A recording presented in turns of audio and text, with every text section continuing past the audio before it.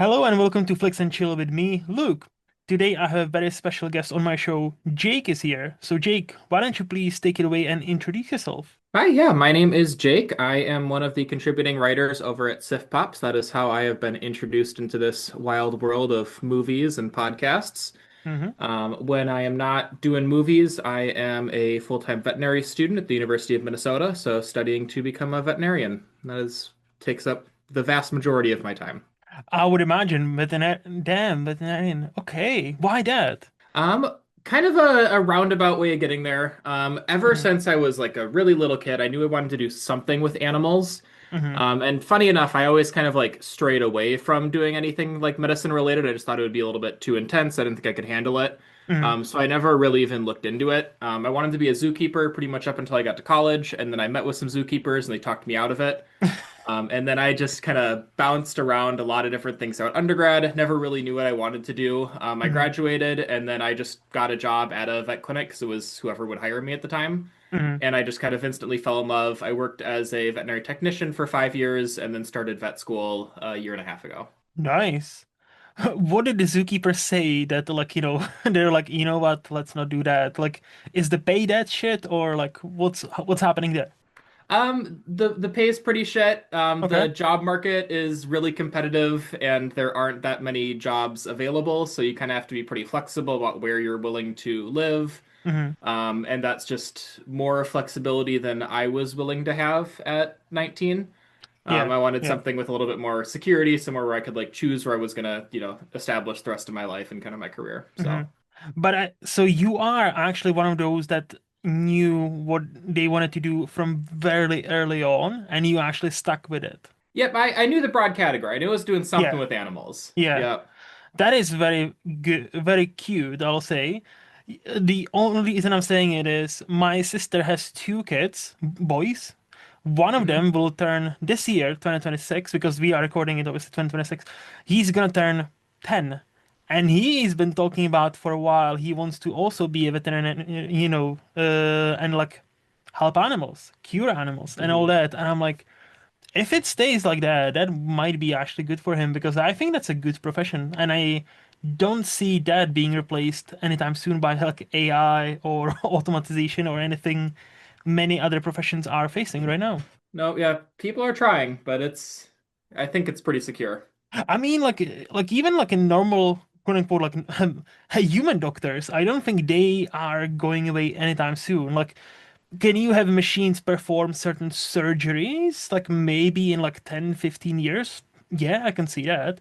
But like your doctor will still not get away. Like, not fully go away. I cannot see that world where it's like I'm gonna go to see a doctor when I'm sick and then it's gonna be just a some sort of ATM. You press a couple of buttons. Yeah, you have called. Hmm. Take this, thank you next. I cannot see that world. But maybe, I don't Yeah, know. no, and it's definitely like the primary care physicians are a little bit more Mm, secure. Some of the specialty services are a little bit more at danger of kind of being phased out or being kind of have reduced roles. mm-hmm. So if you look like in veterinary medicine or in human medicine, if you're ever getting like x-rays or getting lab work done, those are typically reviewed by a MD or a DVM or kind of whatever Mm-hmm. professional insert. And a lot of those are kind of being phased into AI interpretation. So like Yeah. even clinics that I've worked at, we have like our lab samples all interpreted by AI, and then if we need a second opinion, we'll go to a DVM. Mm-hmm. Um, but we're definitely seeing some of that start to creep in with some of those like pathology or radiology Mm-hmm. specialty services. So I'm sure they're a But little bit more sweaty about it, but mhm. I have seen an article about how AI actually, that's one of the first like good things AI is associated with. Apparently, it's Mhm. very good at predicting certain type of cancers. Like it's like if there was like a scan of like a it was like a mammograph scan, like a breast scan, and Mhm. apparently like they run a lot of things through AI, and it like caught like they basically like the AI could spot like the very early signs of like a breast cancer and stuff like that. And I'm like, I don't want people to lose jobs, but at the same time, if that's actually, you know, the case and the AI is better and reviewing it and preventing many women and probably men, from getting, cancer in the first place, that's actually fucking awesome. Yeah, no, and let me be clear. Yeah, it's not like ChatGPT that's looking at No, your no, lab no. work when you're at the vet. Yes, Yeah, it is like trained medical software. It does a great job. yes. But it is, yeah, kind of the job security question Hmm. is definitely in Correct. play. No, correct. No, like I've always like said ever since this AI bubble popped, or or like is bursting. Whether it's gonna pop, Hmm. it's a different question. Like I always said, it's a good tool. I don't think it should replace people. I think people should use it, to do their job, whatever their job is, better. Hmm. And as a tool, not necessarily as a replacement for a person. So Exactly. that's my kind of stand on that. And yeah, ChatGPT, it's a totally different. It's a yeah. We're not talking about the engine that tells you to kill yourself or sniff a glue. That's Uh-huh. as it happened in the past. Yep.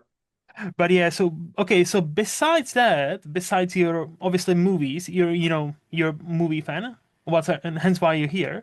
But besides that, besides your vet background and about to be a vet, what makes Jake Jake? Do you have any other hobbies, or do you even have time for some other hobbies? I squeeze some in every now and then. Hmm.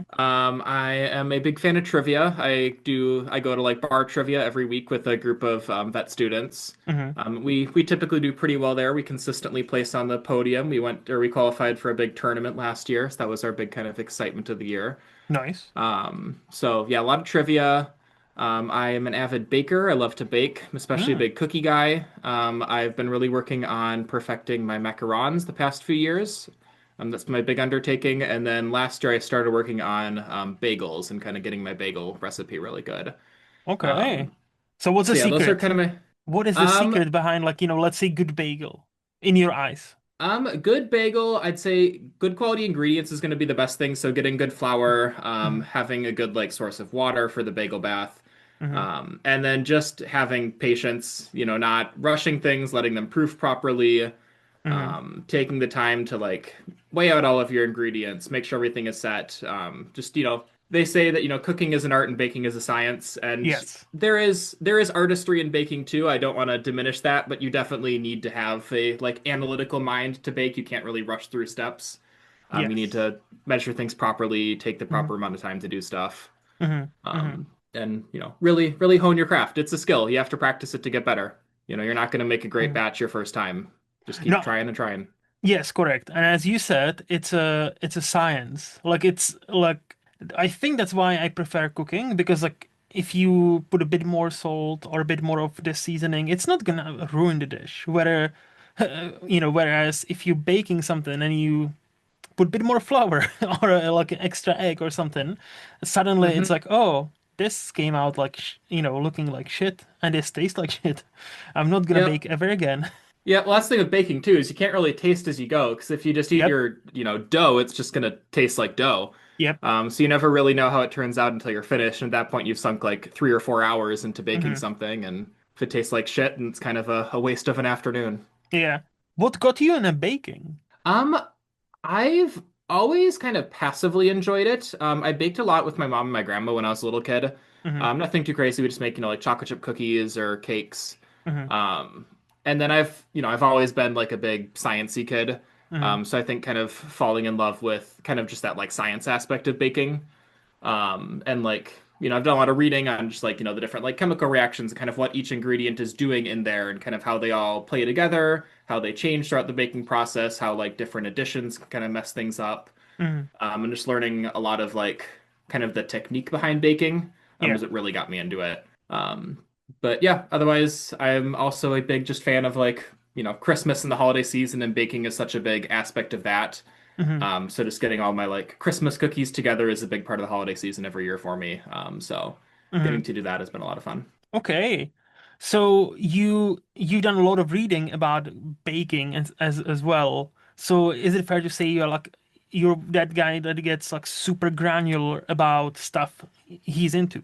Like you want to I really def understand it. Yes, no, I would definitely say that I have like an obsessive type personality, Hmm. where I will definitely get very into whatever it is that I'm doing. Hmm. That's worked very well for me as far as like school goes, because I can just get like sucked into a topic and sit and study for hours without really like losing my mind. Hmm. Um, but it can also make it a little bit difficult to get into new hobbies because I struggle with that like kind of beginning phase in every hobby where you just kind of suck at what you're doing. Yes. And I want to just like skip to the part where I'm good at it. Yeah. And so kind of trying new things can be a little bit tough just with that like personality feature of mine, I suppose. Yeah, no, I know that quite well. Like when you're trying something new and you're not immediately great, and it's like, oh, why am I so bad at this? Because yeah, like Yeah. he should be bad. Like most of the times you start something, it's gonna be tough. It's gonna be hard. You just need to stick with it. hmm Yeah, yeah. So, okay, your life on a line, some, like your baking can save you. What is that one thing you mastered so well, you can nail every single time? I have a great recipe that's been passed down to me from my great grandmother Hmm. for um we call them gingerbread cookies. They have more in common with like a Norwegian pepperkakor. Mm, They're not quite like a typical American gingerbread. But that's a great recipe. I actually entered it in a competition at the Minnesota State Fair. I'm from Minnesota. hmm. Um, and won fourth place out of like 60 entries. So That's feel good. pretty good about that recipe. Yeah, I make it every year for the holidays. It always gets rave reviews. That would definitely be my kind of number one cookie. Okay. Would you usually eat it with like milk? Um, with milk, with hot chocolate, I'll just eat them plain, buy Hmm. the dozen Hmm. out of the box, just sitting there munching on them while I watch a Christmas movie or something. Yeah, yeah. Um, but yeah, Okay. no, they go with anything. Nice, nice. So you mentioned Minnesota, so correct me if I'm wrong, that's a state, that's not a city, correct? Correct. That is a state in the Yeah, US. yeah. Do you want to specify where exactly you live? We don't have to. I obviously like I know some people don't want to be out on the internet like that. No, it's okay. I mean, it was implied. I'm a student at the University of Minnesota, which is in Mm, the Twin Cities region of Minnesota. hmm. So that's the two cities, St. Paul, which is the capital of Minnesota, and then Minneapolis, which is our biggest city. They sit right next to each other, so they kind of form one joint metropolitan area, which is kind of the Okay. big population center in Minnesota. Okay. So, all right, because that leads me to my next question. Let's say Yep, I'm gonna go there where you live for 1 week holiday, just 1 week. So where would you, as are you native to that, by the way? I am. Yep, born and Yes. raised. Nice, nice. So you know your stuff. So you should know your stuff. Okay, so like I'm coming there. I'll say I'm coming there for 1 week only. Where would you take me? Where would you recommend me to see? What would we eat? What is something in that area that's only in that area? What's maybe known? Like you might be just known for that one or a few things. Yeah, so I'd say what Minnesota is most known for, our Mm. reputation is that we're just like cold and snowy and kind of this like barren Yeah. north. And that's definitely true right now. Hmm. This morning when I went out to walk the dogs, it was like 15 degrees Fahrenheit, so that'd be, I don't know, like -6 Celsius. That's low. And that's Yeah. the yeah, it's the warmest it's been all week. Um, so it's definitely true this time of year that we are, cold and snowy. And if you don't like the cold, then don't come to Minnesota in the winter because that's what you're gonna get. Mm. But growing up here, you kind of learn to embrace that and to love it. So grew up big into like the snow sports. I haven't skied in a long time, but I used to be an avid downhill and cross country skier. Mm. We would go, sledding a lot. We go ice skating, just, stuff to get you outside and actually enjoy being outside. Hmm. Give you like a reason to look forward to the winter and the snow was always kind of just a big part of growing up here. I don't know anybody who like didn't do some sort of winter sport Hmm. growing up just because you had to learn to enjoy the winter. Yeah. But for most people, I would say it's better to visit Minnesota in like the late summer to fall. That's kind of our best time of the year for us here. Very beautiful weather. We've got a lot of nice like fall colors on the trees, especially if you go up to like northern Minnesota. Hmm. We're obviously the land of 10,000 lakes. That is our kind of state motto. I believe they always talk about in tourism. I think it's true that if you add up all of the lakes, Minnesota has more shoreline than the state of California does. Okay. So we've got a lot of nice beaches on the lakes. We obviously don't have an ocean, but a Hmm. lot of kind of water sports stuff to do. And then the Twin Cities specifically has a really great art scene. So if you're into any of that, we have a huge theater scene. Another stat that we always heard growing up is that we have the second most theaters per capita outside of New York City. Mm. So a lot of good theaters to go to, a lot of little local playhouses. We get all of like the big Broadway shows on tour. We were the home of August Wilson, the playwright. Movie fans would best know him for like Fences or Ma Rainey's Black Bottom. He Hmm. spent about 15 years of his career writing for plays in Minnesota. And then obviously, as far as music goes, we're the home of Prince. Hmm. He was big at the First Avenue Theater in Minneapolis. That is where a lot of Purple Rain was filmed, and a lot of big kind of artists have come and played there. And then he also has his home at Paisley Park, which is just outside the Twin Cities, turned a museum since he passed. Bob Dylan's from here, Lizzo, kind of a lot of other big kind of Hmm. names. Hmm. So great art scene. Our food is nothing special. We're, you know, kind of bland Midwest American with a lot of like Northern European influences. So nothing too crazy on the food scene. It's been Hmm. getting better as we get kind of more like migrant and diverse communities moving into the cities. Hmm. So we've got a few kind of restaurant groups that are popping up, a few better restaurants that have opened in the past like 10, 15 years. But we do have a really good craft brewery scene. So if you're into like craft beers, a lot of great options here. Yeah, that sounds interesting. I wouldn't have guessed Minnesota, would have second highest like theater per capita besides New York. That definitely strikes me as, I don't know why does it strike me as odd, but that's fascinating because I would have Mhm. guessed like some place like Washington, maybe like St. Louis or something like that. Hmm. Yeah, and it may not be true. That's just something they talk about in the tourism ads. I see. But Well, something if that it's we in the always like, ads, if it's in the yep. ads, obviously they wouldn't have lied, right? Like, it must be true. No, that sounds good. So you're born and raised there. Yep. So let me ask you this: What is the if you okay? Let me turn you into a bit of an ad. Mhm. What's the selling point for anyone to move to Minnesota? Like, is there a selling point? I would say that Minnesota is a better place to live in than it is to be a tourist in. Hmm. We have, yeah, you get used to the cold. That's Yep. obviously the big thing that deters people. Yep. But you get used to that. You learn to embrace it. But we have really good schools. We're consistently like top ranked in the U.S. for like education, for quality of life, for healthcare. Hmm. And obviously in the U.S. that's grading on a curve a little bit.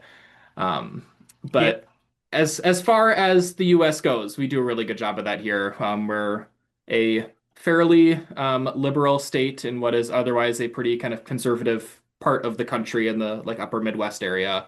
Hmm. So we do get to be a little like bastion of kind of, in my opinion, good liberal politics. Hmm. So as far as that, it is a great place to live. We have great park systems. There's a bunch of like state parks around the state and even just like little city parks around us. We have like four different parks within walking distance that I can go take the dogs where I live. Hmm. So overall, it's good. It's friendly people. It's good parks. It's good schools. Good healthcare. It's a great place to kind of like just settle down, raise a family, Hmm. enjoy life. I had to quickly check something because I was like, wait, Minnesota, isn't it, where you have the Tim Walz as governor, the one who was running as a running mate of Kamala Harris? Yes, it is. Correct. Yep. Ah, how do you see him? Because I know, like in Minnesota, he seems to be quite popular. Um, he is there. I don't want to get into it too much because I don't know Hmm. that much about it. Right now, there is a big fraud scandal going on where there's like $9 billion of unappropriated funds that are going to what on the surface seem to be like fraudulent daycare services. I don't want to Is get that into that because I don't. the Somali daycare? Like Correct. I'm Yep, the hearing about. Somali daycares. Hmm. Yeah. I don't know how much of that is good reporting and how much is kind of bad actors talking about things. So I'm not going to get into it more than that. Right Hmm. now, he's a controversial figure. Overall, I think he's been a great governor. He got his start as a school teacher. He was a high school, I think, science or history teacher before he got into politics. So he really puts a big emphasis on like education and on Hmm. protecting our children, which I think is, the best way to really preserve your legacy and your kind of just culture as a state. Yeah, I think he's been an outstanding governor. I've been a huge fan of him. Hmm. Um, so definitely pro for me. I was happy to see him get a little bit of national spotlight with the VP ticket. Unfortunately, it didn't work out for him, but Yeah. Yeah. we'll see what happens. Hmm. I know, yeah, as far as that scandal, I have heard, like, I've heard that basically, midterms are coming up this year, 2026. Yep. And apparently, this is like a basically beginning of a smear campaign against him from certain somebody. I'm like, yeah, that kind of makes sense. But again, I never actually looked into it more. But I'm like, Somali daycare center, what the fuck is this about? Like Yep. American politics nowadays is like you wake up every day and there is a new scandal, and it's like, do I spend like 5 hours of my time reading into like because they throw so much stuff at you. It's like you need to actually spend some time reading about every single source, every single thing. It's like this seems like a lot. And for us, especially somebody who doesn't live in America, I'm like, you know what? I'll just wait for like a week or two, when we get all the facts, hopefully. And yeah, then you make up your mind what actually happened. Yeah. No, it's exhausting living here. I You cannot you even have to imagine. learn. Yeah, you just have to kind of learn what's important to you and what you kind of want to focus your energy on because you can't follow all of it. No. And some people rely on that. That's all Hmm. I'm gonna say. Some people, it's definitely that tactic. It's like let's throw 100 million things in their way so they miss the most important things we're getting away with. Yeah. The battle Yep. plan. It's a wonderful world that we live in now. It is, and it's Uh, 3 more years, 3 more years. It's like, oh, like it feels like 50 now. Like it's just like I know. I feel like I've aged like so much, and it's I know. only been a year. I was watching like a 2025 year in review video the other day for on like New Year's Eve, and I was shocked that the inauguration was this year. Yeah, I yeah. was like, oh my God, this has only been year one. Like it feels like it's been 3 or 4 years at this point. I was listening to one of the podcasts I listened to. They did like a yeah, like this is what happened in like 2025, and only just the major points. And I'm like, oh Hmm. fuck, this only happened last February. This feels like 10 years ago now. And it's I just know. like the LA fires happened like last January, and I'm like, holy shit, that just feels like a distant memory. But no, it's only been a year. Yeah, no, 2025 has been a long year for everybody, I think. I mean, we can only hope 2026 will be better. So far, we are recording on the 3rd of January as the Venezuela thing is happening right now. Who the fuck Hmm. knows what's gonna happen in 2 weeks when this episode will go live? Because yeah, that's another powder keg. And I'm like, Jesus, man, we are off to a great start. It's only been 3 days. Hmm. Well, it's all uphill from here. We can only Hopefully. hope. We can, yes, we can only hope. It But can no, always get worse, I suppose, yeah. yeah, yeah. We have a saying in where I'm from. Don't worry, it will get worse. That's just yeah. No, but Minnesota actually sounds like it sounds like a not a cool state, but it sounds like a like a homey state. It's like it seems like more like a comfy state. Like I think what you said before, like nails it. Like it's not a touristy state as much, but it's more like where you actually go and settle down and have a family and like live. Yeah, no, I would generally agree with that. We don't have a huge tourism scene here. We don't have a ton of like huge attractions. I like our biggest tourist attraction. We have the largest mall in the country. So a lot of Hmm. people come out for our shopping mall, the Mall of America. Okay. How large is Um, that? it's about the size of the nation of Monaco, I believe. So it's just under like a square mile. Jesus. Um, yeah, it has a full indoor theme park inside of it. It has an aquarium, a couple hotels, and then, a few hundred retail stores. Yeah. It's it's Wow. it's a big mall. Yep, and that's just it was 20 minutes from where I grew up, so that was just the mall that we went to whenever we had to like go shopping. So never really That thought much of it, but yeah, you could just go like ride a roller coaster, with going to the stores. Yeah, that's totally normal. Yeah. I'm just gonna do my shopping whilst and then I'll just jump on a roller coaster on my way back Hmm. home. Oh, that was my next question. So obviously you've been many times. Yes. Yep, and many Okay. times I was just there a couple weeks ago doing some Hmm. holiday shopping.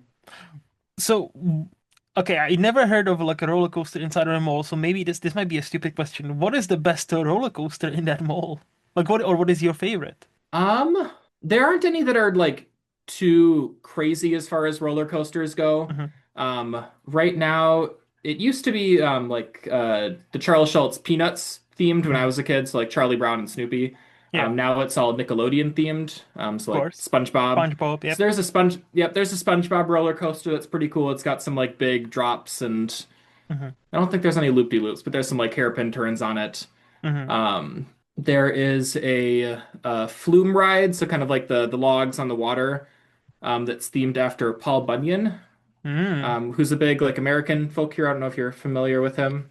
I've heard the name. If you asked me, do you know what he's done? I'm like, I don't know, but I've heard the name, Paul Bunyan. Yep, he's like a 50-foot tall lumberjack who is a big like folk legend around all different parts of the Midwest. A lot of different kind of states claim him as Hmm. theirs, Minnesota being one of those. There's a ton of like statues of him and his companion Babe the Blue Ox, who is like a 50-foot tall ox who's bright blue. And there's all sorts of legends that like he created all of the lakes in Minnesota with Hmm. his like footprints and he carved the rivers with his axe and just big like kind of old settler folk legend. But yeah, there's a flume ride that's themed around him that was one of my favorites when I was a little kid. Hmm. And then just a few just kind of like generic roller coasters that kind of ride around the place. I do like how in that legend there's a 50-foot guy and his ox is the same, is the same height as him. Because usually you would imagine the ox would be slightly smaller than the guy. I feel like he is probably a little bit short. I guess when you look at the statues, it's been a while since I've heard the legends.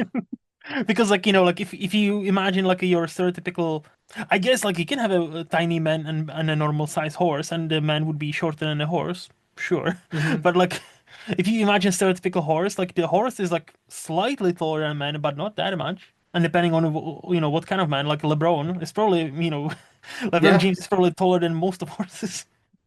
Or most of NBA players is like, they're fucking beasts. So like, Uh-huh. but no, okay, that's an interesting legend. I was gonna say Yep. like But yeah, very 50-foot guy that he definitely existed. Yeah, I can see that. yep. Yeah, very tall man, very tall ox. And they built the lakes and basically the state. Yep. Yeah, they carved the geography of the state as kind of our legend around him. And I think Hmm. a lot of other states claim him as their kind of icon as well. And so I don't know, So a lot of how many controversy states? apparently. So how many states claim him as his? So Minnesota. Minnesota, I know a few around the Midwest, so like Wisconsin and Michigan, I think have their own legends. And then I know Hmm. like the kind of northeast US, so like Maine and New Hampshire, I think also have their own like Paul Bunyan legends. Hmm. I don't know exactly how many and which ones, but I know it's quite a few who all Hmm. claim to be the origin of Paul Bunyan. I feel like there should be some sort of like a lumberjack competition between those states, and whoever does the best, that will be the ultimate state of, Paul Bunyan. Like, I don't Hmm. think there's any other reasonable way to, to actually decide that. Yep. And we do have lumberjack competitions here in the US. They're a Well, lot of fun to watch. Yeah. exactly. That's what I'm saying. Like, I know they exist, so might as well Yep. make it the official. Like, like, hey, this is the official Paul Bunyan one. The only problem is, how do you establish which one is the official one? I don't know. How? Yeah, they have a lumberjack world championships that's in Wisconsin every year. I went there Hmm, 15 years ago when I was a kid. okay. Um, so maybe that one can like take the title of whoever wins there can be Paul Bunyan for the year. That's the official title. You win the Yeah. championship, you become Paul Bunyan for a year. Okay, that'll be kind of fun. Hmm. But no, Minnesota sounds pretty cool. Like again, like homey. Like I like the more you describe it, the more I'm like, I see what you mean. I see what you mean by like it's not a touristy state. It's more like you go there and live there state. Yeah. That's No, it's not gonna make anybody's like top 10 list for best like cities in the US to ever come hmm. visit, Hmm. but it's a great place to like live to or to kind of settle down. Yeah, yeah. Well, I think with that we can move to the this or that game where I'll give you two options and you'll tell me which one Okay. would you prefer and why. Okay. So Jake, iOS or Android? I have been an iOS user for, I don't know, 12, 15 years. So my answer is iOS, but I don't have any like particular brand loyalty to Apple. Hmm. I don't use like any of their computers or MacBooks. I just have the phone and an Apple Watch. Hmm. And at this point, it's just kind of out of convenience, just because that's what everybody has here in the US at least. Yeah. So iOS, but a soft iOS. So you can imagine your life, let's say your phone breaks down and you can imagine switching to Android? I can, yeah. No, I'm not brand loyal to Apple at all. So Okay. So it's just more of the convenience that you know how it works, everything about, iOS. It's easy to, copy your data from one device to another and just it works. Yep, and like honestly, just having like the phone and the watch, like if I replaced one, I'd have to replace the other, Hmm. and that's just kind of enough of a hassle Yeah. to keep me getting a new phone whenever the phone breaks, a new watch whenever the watch breaks. If they Hmm. ever break at the same time, then maybe I'll switch to Android, but Maybe. Yeah. hasn't happened yet, so. I was gonna say fingers crossed, but you know what? Probably not. Uh, TV shows or movies? My gut answer is movies. Hmm. But that's a tough one. Hmm. There are a lot of great shows. I think that we have been in a really great era of like good kind of accessible prestige television. Yep. Um, and I would say like if I am just like trying to kill a little bit of time on an evening, I'm more likely to put a TV show on than a movie. Just because even if you like spend more time watching the TV, it just feels like a shorter commitment than putting on a movie. Hmm. Um, but overall, I would say like the general kind of quality of movies the past few years has been higher than the quality of TV that I've watched. So, Hmm. Okay. Okay. Tea or coffee? tea, easy. Not a coffee fan. Not a coffee fan. Okay. Tea, do you have a preference of tea? I don't drink caffeine. Hmm. So I don't drink anything caffeinated, so I avoid like black teas and green teas. So I really like different herbal teas. Chamomile is probably my favorite. Hmm. But some other like I'll drink a lot of like mint teas and like peppermint tea, especially kind of this time of year when it's a little bit colder. But yeah, overall chamomile would be my number one choice. And do you have any specific brand you really enjoy or just chamomile in general? Just chamomile in general. I'm not brand loyal to anybody. Yeah. No, that's fair. That's Whatever's fair. on sale. Yeah. Whatever. Sensible. Yeah. Money or free time? Ooh, these are tricky questions. I know, right? Since I've been in school, I would say free time. Mm. Because as a full-time professional student, I don't have either money or free time. Yep. And I find that it's the free time that I miss more than the money. And what's the point of a lot of money if you don't have any free time to use it with? So, Hmm. So free time. free time. Okay. Okay. Honesty or other people's feelings? I would, my gut answer is other people's feelings. Hmm. Hmm. It's I don't feel like it's that hard to just be a like kind person to other people. Hmm. I think that everyone's kind of goal here on this earth to just be to like make other people's life better. Hmm. Um, and if that means kind of telling little white lies to keep people happy, then I don't think that's necessarily that big of an issue. Don't go too crazy on it, but overall, I would say kind of happiness should matter more than the like absolute truth. Hmm. Interesting. Okay. Okay. Given from, since you're from Minnesota and you've touched on obviously winter and all that, so I'm really curious about your next answer. Summer or winter? Winter. So you are one of Um, those who prefer winter. Definitely prefer winter. I am not a huge fan of summer. It's probably my least favorite of the four seasons. Mhm. I do not do well in the heat. I Mm. am definitely somebody who grew up in a colder climate. Not that Minnesota does get warm in the summer, Mhm. um, but honestly, anything above like 70 degrees Fahrenheit, Mhm. I can't do that quick math in my head. I don't know what that'd be like 25 Celsius. I think that's about Um, that, yeah. yeah. Anything above that, and I'm starting to feel uncomfortable. And like in the Mhm. winter, you can always add on more layers and get a thicker jacket and be comfortable. In the summer, you can only take off so much and have it be socially acceptable outside. Yes. So yes, definitely winter over summer. Okay, but a quick question. So you say you prefer winter, but do you actually go on like let's say walks in the winter, or do you prefer winter being cozy at your place? I have two dogs, so I am forced to go on walks twice a day with them just to kind of Hmm. take them outside. So I Hmm. do end up outside probably a little bit more than I would like in the winter. Um, when it depends. There are some days where it is like physically not safe to be outside because it is Hmm. so cold here in Minnesota. Yeah. I don't go on walks then. But when it's a little bit warmer, I definitely will kind of go outside, go for walks. Like I said, grew up going skiing, going ice skating. Hmm. Hmm. So I do still get outside in the winter. Okay. Because I know some people prefer winter, but they always have the caveat of, yeah, because I can stay home and be cozy and all that. And so it's like, so you don't prefer winter. You prefer snow as long as you don't have to go into the snow and like shovel the snow and shovel your like driveway or whatever. Hmm. I'm like, yeah, okay.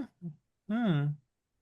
Probably the most important question of all, ninjas or pirates? Pirates. Just going on Hmm. pure gut instinct. Don't have a particular reason for that. I think it's what I gravitated to a little bit more when I was a kid. Okay, that's Maybe, fair. I don't know. The Pirates of the Caribbean movies came out when I was young, so Yes, probably that's impacting that a little bit. It's and been a while since there's been any good ninja movies. that is true. That is very true. And last question, free will or destiny? I believe in free will. I think that, the world is your oyster. You can do with it what you choose. You can, choose to make good decisions or bad decisions with the hand that you've been dealt in life. Hmm. You may not necessarily get to choose the cards, but you get to choose how you want to play them. Interesting.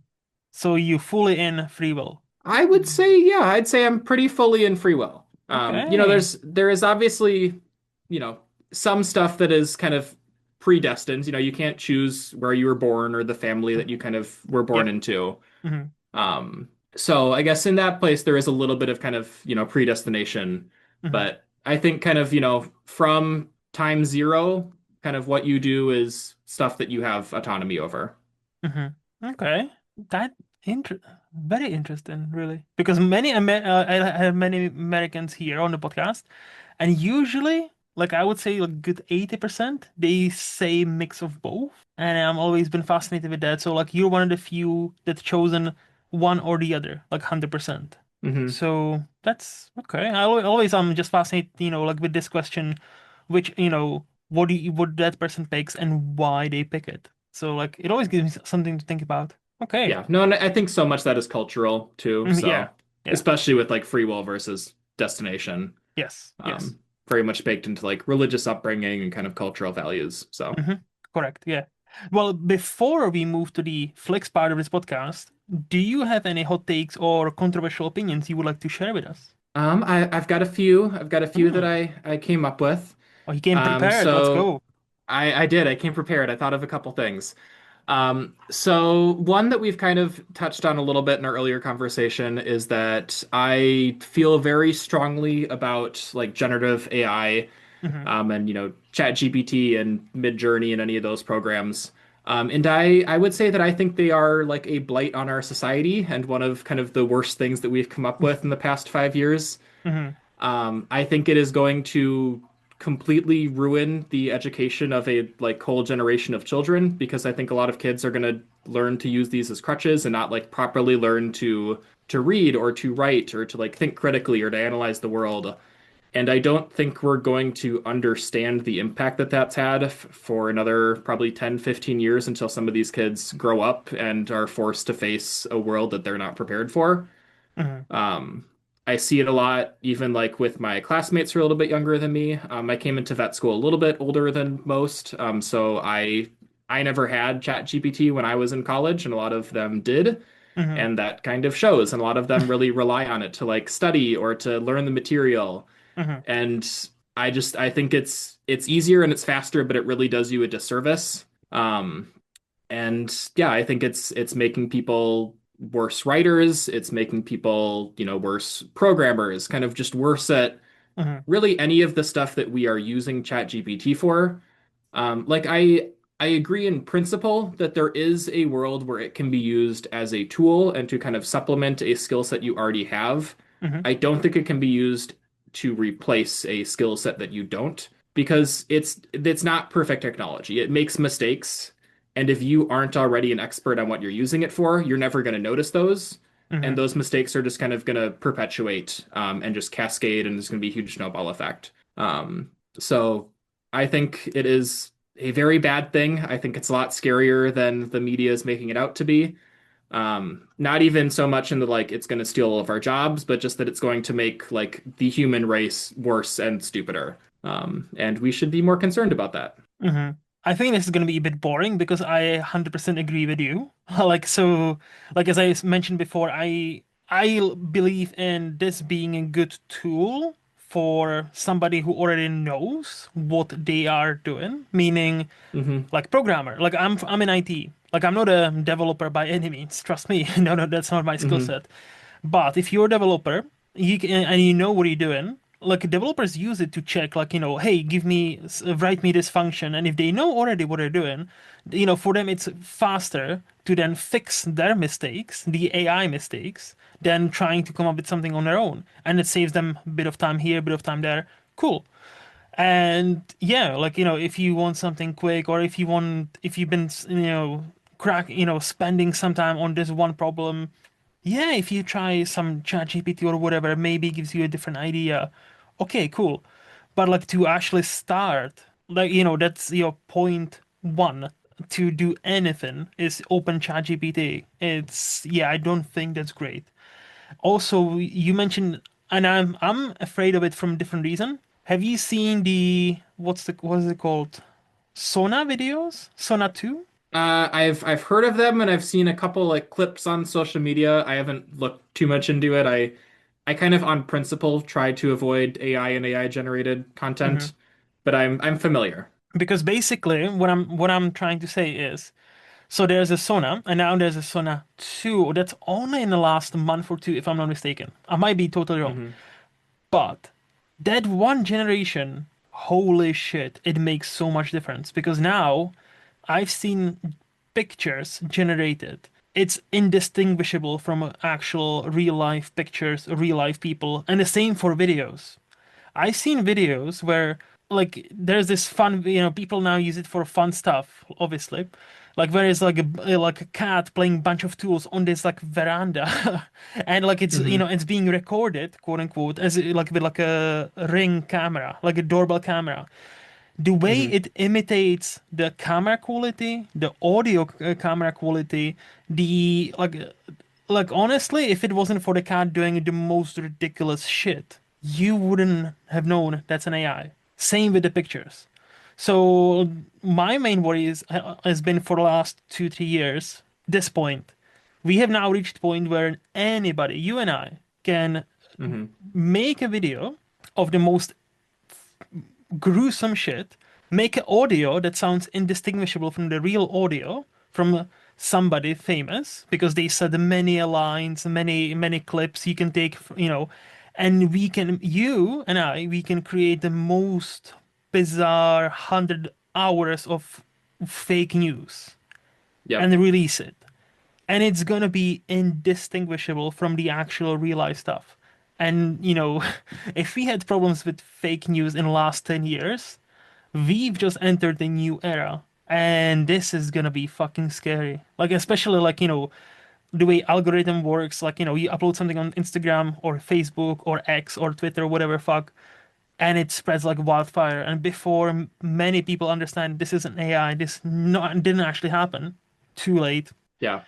I know, yeah, So, the capacity for propaganda, for like fraud and using it to scam people, especially, like the older generation who aren't quite as like yep, technologically literate. yep. Like I've seen like relatives of mine falling for really obvious AI stuff on Facebook. And so as it gets harder to distinguish, it's going to get kind of even worse. So, No, it's so yeah, on this topic, I'm 100% with you. Like, especially the generative stuff that like can create actual videos, actual pictures that you cannot. They don't even have like most of them. They don't. You can even erase the watermark, so you don't even know created by this and this. No, you can. And yeah, and it's gonna be fun times when it's gonna be yeah. and some groups will start using it to spread the most fascinating fake news. It's yeah, we've entered a new era where it's like, what is real life? Like Yeah. genuinely, what is real life? And it's gonna be fucking scary. Yeah, no, and honestly, that's why it's important to have like art and to have movies Hmm. and to have kind of Hmm. forums like this where we can like discuss things and just Hmm. learn kind of media literacy and how to critically evaluate. Yes. And I think, like obviously Sif Pop is a pretty small fish in a very big sea of kind of this kind of stuff, but just having like venues like this, I think is so important, especially with where things are going in society. No, 100%. Like, and I think this is why, like, many people have started to form communities again. So, like, Yeah. I've noticed like a trend where apparently many young Americans are turning more religious, which is kind of like at first I was like, really? That's kind of weird. And then when you when you see it in a vacuum, it's weird. But when you put it in a context after COVID, after everything, and I'm like, kind of makes sense. Many connections have been lost. Many communities have been like taken apart. So like, yeah, like it makes sense for many young people to try to find their tribe. And hey, church is always open, so might as well try religion. Yeah. It's No, and I get it. Like I grew up religious. I'm no longer religious. hmm But church was something where yeah, we would go every Sunday. We'd see all of our friends who also went to church. It was just kind hmm of a place to like gather and get together and have that sense of community. hmm And like church is the easiest way to find that, especially here in the correct, US. correct. And there isn't really a good kind of alternative to that. And like, God, I was even talking with my wife the other day. We don't have kids right now. We're, thinking about it in the next 5, 10 years. hmm And like we both went to like preschool through our church. And we're like, what options even are there if you like aren't part of a church? Like, where do you send kids to preschool? I don't even know. hmm Just because it's just, especially in the US, kind of just so baked into our culture and our society that that's just like, it's an institution you belong to. And those are like resources that people just kind of assume that you have. So. Mm. I didn't know that preschools are linked with churches. Oh. A lot are they're either that or they're like super expensive private preschools where you're paying like college level tuition for your 4-year-old to learn how to read and write. Mm. Um, I'm sure there are other options. I'm sure. I hope we just haven't ever had to think about it. Yeah, yeah. No, like having children in this economy, it's not a smart decision. No, that's where we're in no rush. Yes, I totally understand that. So Yeah. you mentioned you have few. So which one is the next one? So I've got a couple that are kind of veterinary and animal related. Okay. The first is a pretty quick one. I don't think there is any such thing as a like quote unquote starter pet, and I don't think it's ever a good idea to just get your kid a pet to teach them responsibility. hmm There are no pets that are like truly just like easy or like no maintenance to care for. Everything does require more effort than most people put into it. Um, and I think that it really does a disservice to the animal to kind of hmm just like treat it as essentially a tool for a kid to like just learn how to care for something. hmm And even if you look at, like the stuff that people like typically view as like a good kind of starter pet for a kid, you have like hamsters, which are honestly terrible pets. Um, or like, a fish, and fish are a lot of work. Oh yeah. Like we have an aquarium in my office and we set it up over the spring and it took like 2 months for us to get it like properly kind of cycled and set up before we could even add fish to it. And just like if you're really taking the steps to like properly care for the animals, it requires effort. And like that's effort that you can learn how to put in, but you do have to like take the time to learn it and you can't really just like shoulder a kid with that responsibility and expect it to turn out okay. hmm Um, No, so yeah, yeah, yet I again, am this would be boring because I'm 100% with you. Yeah, like yeah. I don't, yeah, like as you said, there's no like if you get a pet, it's always a responsibility. Like some pets are like quote unquote more chill than others, sure, but it's still extra responsibility. Like if you go for a vacation or holiday, someone needs to take care of it. You need to Mhm. always plan around the pet. Not, you cannot just effectively, it is almost like having a kid. And not Yeah. obviously not as big of a responsibility, but to an extent. Like, yeah, you cannot just leave it. You need to do stuff for it. You need to pay attention to the animal. So yeah, and again, I'm 100% in your corner. Cool. Yeah, that was a quick one. And then I've got a couple others. This is probably my hottest take, at least in my industry. Okay.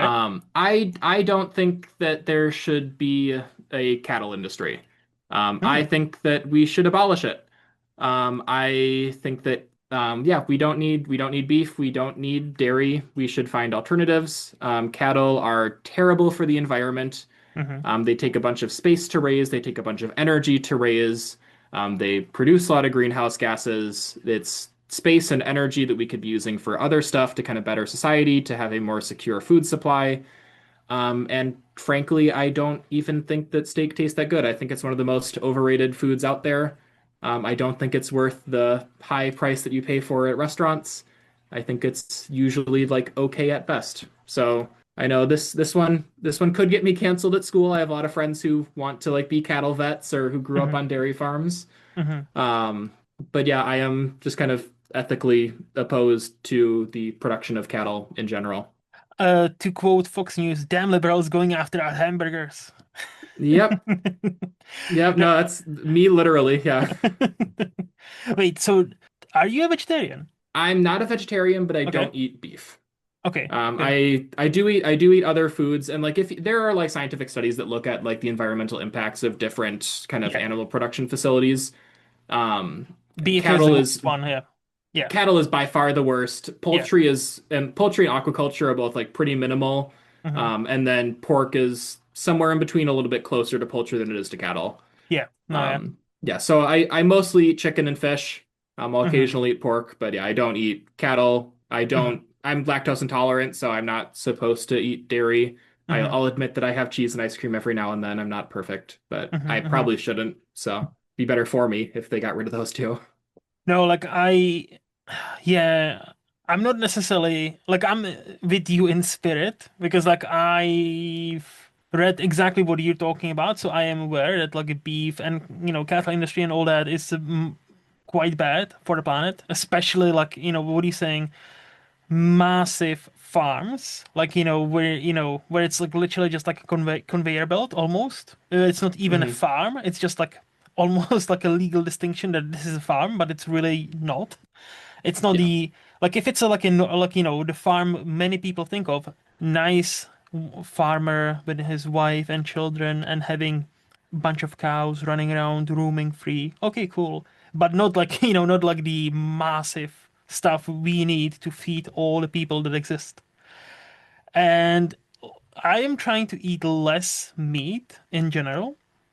Hmm. I will say I definitely do not agree. I think steak is delicious because where I live, Scotland, we have the Angus beef. Those steaks are fucking great. And I love cows. I love cows. So like, but again, like, I'm not gonna have a steak every single week, right? Like it's Hmm. no, it's that's not that. Like I'm trying to eat less meat in general, but I don't think I'll ever would go proper vegan, vegetarian, not even like just chicken. Like what do you do? Like I wish I could do that.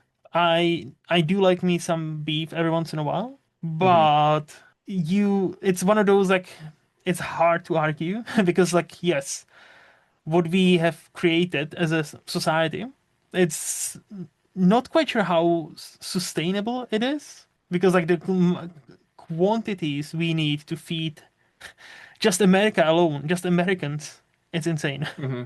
Yeah, no, it's crazy. And like, even when you're looking at like yes, obviously kind of the big factory conveyor belt farms are concerning both from like an environmental standout and also just like an animal welfare Yes. aspect. But like even kind of those like, smaller like 100 head cattle kind of mom and pop operations, like those still do have an impact. And if you look at like even like free range cattle and just the impact of overgrazing on kind of those like ecosystems, it makes your kind of landscape more susceptible to like runoff and erosion, and you're polluting the rivers a little bit more. Mm-hmm. There's so many just kind of downstream effects from cattle operations Mm-hmm. um, that I don't know, they're concerning to me, and I feel Mm-hmm. like we should try and kind of minimize those. And it's never going to happen, Mm-hmm. but a man can dream. A man can dream indeed. Yeah. Do you All have right, and any? then Yeah. one last hot take. This is probably the one that gets me the most shit from my friends at school. But I don't believe in reheating any of my leftovers. I think that food is generally better cold than it is warm. Um, Mm. there is not, with the exception of like soups that are supposed to be served hot, there isn't any food that I ever like reheat if I'm going to be eating it cold or a second day. So like I love cold pizza, I love cold pasta, um, Hmm. cold rice, cold chicken. I will eat anything cold. There is very little that I ever throw in a microwave. Um, Fascinating. I see what you mean. So okay. I with this take, I'm kind of 50-50 because I'm one of those people who don't need everything boiling hot. I prefer actually if it's kind of lukewarm. Huh, because my name is Luke. Get it? No. No, but I genuinely like no, I prefer like, I don't need it piping hot. Like I no, if it's slightly, if it's genuinely like lukewarm, it's like, perfect. Great. And when it comes to reheating, I cannot like when he said pizza, I was like, yeah, I can see it, I can see it. And then he said pasta, I'm like, hmm. you kind of lost me there a bit because like especially a certain kind of pasta when it's already like binded with sauce, right? Hmm. That microwave, or even if you put it on a pan for a few minutes, that just wakes it up a bit. Where it's like there's nothing, especially if it's something like spaghetti or something like that. Those are just chunks. Those are just chunks of flour binded with tomato sauce. And I'm like, that's not enjoyable. Like I'll give you certain meals like pizza. I'll give you like obviously like salads, stuff that doesn't have to be microwaved. Obviously, but like some, yeah, like some soups I can take cold, don't mind. Some meats, sure, but especially the pasta, like that would kind of. Hmm. How do you Yep, eat no, cold pasta? I open the Tupperware and I grab a fork and I eat it. I don't know. And it is a different kind of like culinary experience than having it warm. That And is definitely I think in yes. a way I enjoy that because you get a little bit of more of that like kind of congealed texture depending on like what type of pasta it is. The noodles have like a different taste and different kind of mouthfeel when they're cold compared to when they're warm, a little bit more of like a chew. Um, That's a one great of descriptor my for any great meal, by the way. Congealed texture. Like, every great Michelin star restaurant has at least one dish that has the descriptor congealed texture. Yes. This is why I saved this one for last. I know it's my craziest take. But no, one of my all-time favorite breakfast foods is cold carbonara. Um, Damn. Okay. yep. And it's carbonara is an excellent breakfast pasta. You have bacon, you have eggs, you have carbs. Hmm. It's really should be a breakfast food. It's not a dinner food. Um, I could like no no no like I actually 100% agree if it is like again lukewarm like doesn't have to be piping hot like don't get me wrong, it doesn't have to be freshly made. If you make it and like you come back in like half an hour, fine, I will still be happy, mhm. especially like carbonara or something that's like with cream or heavy cream. That's that kind of like once it gets in the fridge and it like is that kind of like hardened almost substance. I That's where you kind of lose me. Like what is it you like about that? I can't quite put my finger on it. I don't I guess I just enjoy kind of the little bit of like the chewier kind of texture you get with it. I like how Hmm. everything especially with kind of like carbonara, which is a little bit of like of a looser sauce, it does bind together a little bit more when it's cold. Hmm. So you get like have a little bit of everything more together. Hmm. You get a little bit of like a stronger kind of flavor, especially with like the egg flavor you get in a carbonara, I think when it's colder. But honestly, I mean, I think an element of it is just like laziness and not wanting to take the 2 minutes to throw it in the microwave and just wanting Okay. to like eat it then and there. Hmm. Especially when I'm at school and we have like 200 people fighting for four microwaves at lunch. Um, Yeah. but So is it something you've I tried at can't really school? defend myself. Oh No. yeah, You don't have to. Like, but I'm just trying to figure it out. So is that something you started doing because of, as you said, school, 200 people fighting over four microwaves, and you kind of gotten used to it? yeah, no, that's definitely when it started. Was just like for convenience at school where I Hmm. could just like pack a lunch and not have to worry about reheating it. Yeah. And I'd start with like normal stuff. I'd, pack a sandwich and you Yeah. obviously never have to reheat that. Yes. But then, I'd be like, oh, I had pasta for dinner. I guess I could just take that and eat it cold. And then I ate it and was like, hey, this is not too bad. See, that So, reminds me actually, kind of supports your theory. Perfect food that is great both hot or cold, sandwiches. Like what I'm talking about, hmm like actual like toast. Like you have the toast maker. I don't know how or sandwich hmm maker, however you want to call it in America. And yeah, like every once in a while, that's the perfect equipment you discover you have. You live off of that for like 2 weeks, and you put it hmm away for a year. And it's like, Yep. yeah, like ham, bit of cheese, but obviously you're lactose intolerant, so like maybe non like some sort of veggie cheese or vegan cheese. Maybe a bit of mayo, maybe a bit of ketchup. Obviously, for you, vegan mayo, we need to be considerate, all that. And then it's great, like, like what I used to do when I went to like primary school or high school, we would make a bunch of them for dinner, so that you would be nice and hmm hot. And then you would take the leftovers cold to school. In our school, in where I'm from, Czech Republic, microwaves in school, forget about it. Nah, you're dreaming. No, no, no. So if you have your lunch or like a snack, you eat it cold. But those sandwiches are still perfectly fine cold even the next day. Yeah. So that kind again, so I'm there with you 50-50. I'm like, depending on the food, I totally am behind you. But I feel like the pasta is the only food I can think of that's like probably not. But now that's those are some great hot takes. Thank you. So any other ones or are you done? That's all I've got for now. We'll get to some more when we get to the movies, but No, all good. You've given me yeah. more than like I was really asking for one. You gave me like four, so I'm appreciative. Thank you very much, sir. So Mhm. I think now we can move to the Flix part of this podcast, where I'll ask you, Jake, what is the new or the last new movie you would rate 5 out of 5? So anything 2020s. Yeah, so I guess first, just a slight disclaimer. I guess if Hmm. you were to actually look at my Letterboxd, I am very, very particular with what I will give a 5-star rating to. Okay. I've got like 1,000 movies in my Letterboxd, and they've only given out like 25 5-star ratings. So you're one of them So people. See. I hold the 5-star very sacred. I give it a lot of 4.5s, but I Hmm. do hold the 5-star to be pretty special. Okay. So I don't. So for the purpose of this exercise, I included a couple that I think were very close to 5-star. Just so I'm not talking about movies that I saw like 3 years ago. Hmm. So for the new movie, I have it at 4.5, but it was very close to a 5. I have sentimental value.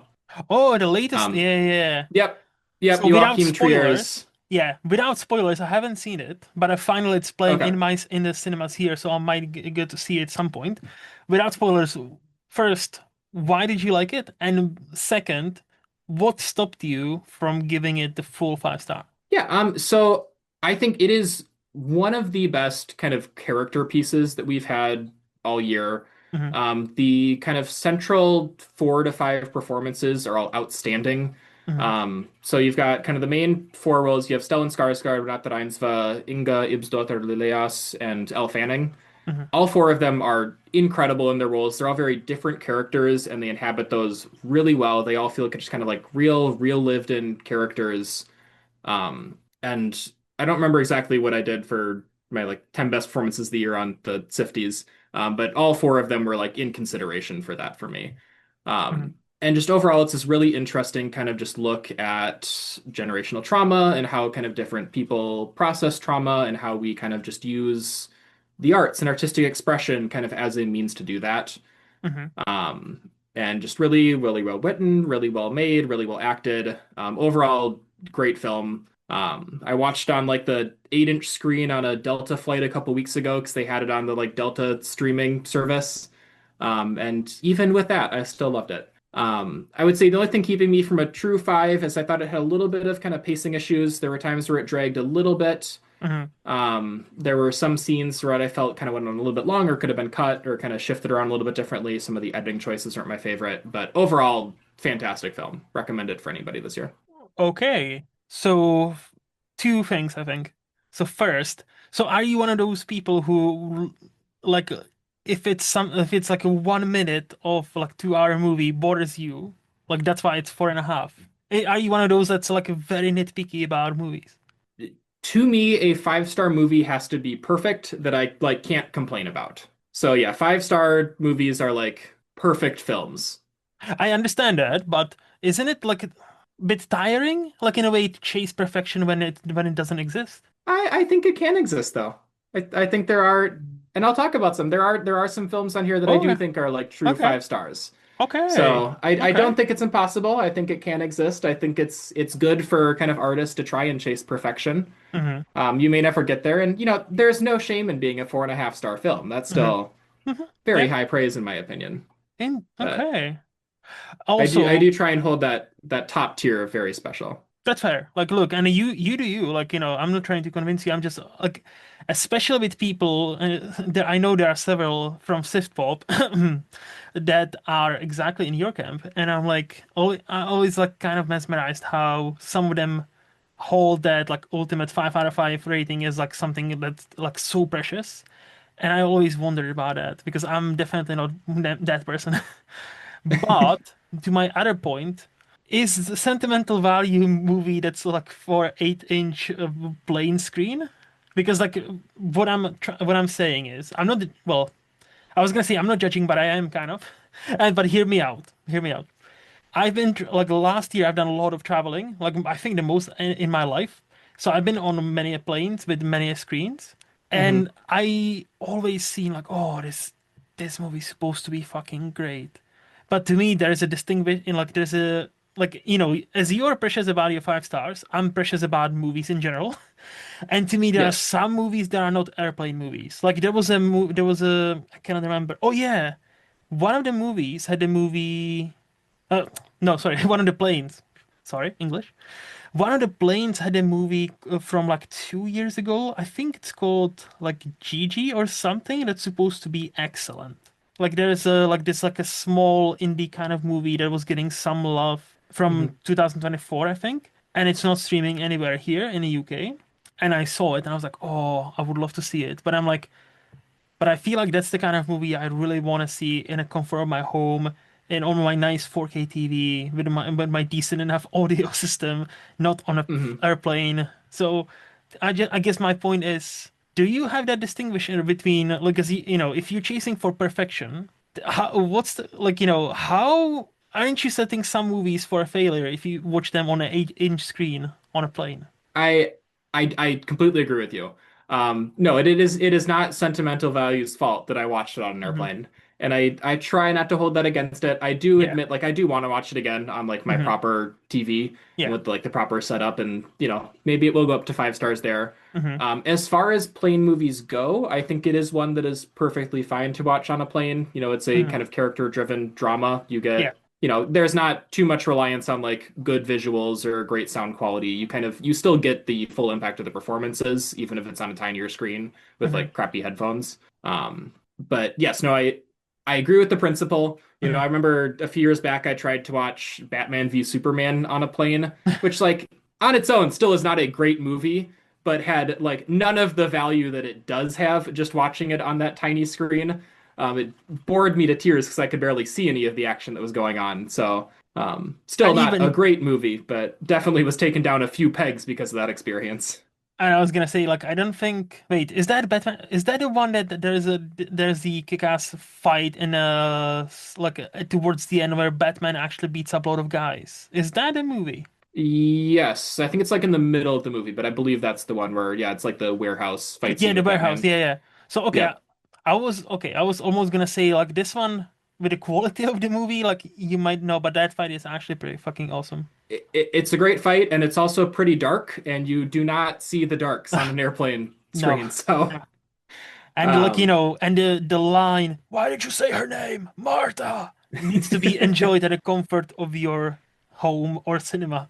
Because I remember watching exactly. that shit in a cinema, not knowing that was coming. And let me tell you, when that scene happened, I was like, wait, what? Do they seriously resolve this fucking conflict like this? And they did, and I'm like, that was one of the first time like like a one decision took me out of the entire movie. That was like probably the first time ever I was like so taken out of the fucking moment because up until Hmm. that moment I was like I'm kind of vibing with this. I'm like like yeah, the Lex Luthor is kind of yeah all over the place. Like Jesse Eisenberg is a choice for that. It's like a bit of like hey moments. I was like okay, and then that moment Hmm. happened. I was like holy fucking shit, really? And then I was like, ah, okay, cool, cool. Hmm. But no, yeah. So I just Yeah. wanted to pick your brain because, like, chasing for perfection and then watching a drama like that on a plane, that it seems counterproductive. Yeah, no, it's definitely not the movie's fault. I try, Hmm. I'm human, I'm not perfect. I try Oh and yeah. account for that when I'm like thinking about it. And I do again want to watch it again, but Hmm. also if you're on a flight, may as well watch a movie. So No, not gonna and not gonna avoid watching good movies when I'm on a flight. So I've been on like 12-hour flights where I managed to watch 3, 4 movies. So like I'm right there yeah. with you. But I'm usually watching these like quote unquote the dumb comedies where it's like it's a Hmm. comedy. Like like to me like Flight is for a animated movies like Despicable Me 3 or 4, great. Yeah. Or comedies from like 2007 is like, oh yeah, this hour and a half long comedy starring a bunch of good actors. It's probably going to be like 3.5 out of 5 maybe if it's funny. That's about it. Yeah. But yeah, Yeah, no, and, no. and and normally that's my philosophy as well, but every Mhm. now and then Delta Airlines does get some like crazy new releases that you can't find streaming anywhere else, like Sentimental Value. And I was like, oh man, like when else am I gonna get the chance to just watch this for free? So, I still remember being on a flight to India like 2 year ago. No, well, almost mhm, two because it was 2024, and it was when the Dune Part 2 dropped. And on the mhm, flight, like literally, it was like a month after. It was already on a like British Airways. And the mhm. amount of people that watched that beautiful looking movie on that tiny 8-inch screen, I'm like, Jesus, this definitely is not an airplane movie. Like No, I know many people are not that precious about it as I am, but that's not an airplane movie. Like, no, yeah, that I'll fully agree. I'd never watch those. I'd never watch like a Nolan movie on an airplane. no. I have some respect for the great auteurs and kind of the those were the cinematography really is like the shining point. So. Yes. Yeah. Okay, so what is the last quote unquote teen movie you would rate 5 out of 5? Anything between 2003 and 2019. Yeah, so this is one that I watched for the Sif Pop Writers Room podcast Hmm. earlier, well, I guess earlier last year at this point. Hmm. But it is Bong Joon-ho's Mother. Oh, very So one of nice. his earlier films, yeah. But yeah, so talked about this more kind of at length on Writers Room, so Hmm. you can always find that old episode if you want to hear kind of extended thoughts. But overall, it's another great film. It's a great character piece, kind of like Sentimental Value. Those are often my kind of favorite movies, are movies just like really digging at their characters. Hmm. And just kind of a breakdown of a society that's just kind of falling apart and failing itself, and just kind of relationships are transactional, and everybody's just trying to use each other, and you're just kind of figuring out like who you can actually rely on and how far you would go to kind of defend the people that you love. Hmm.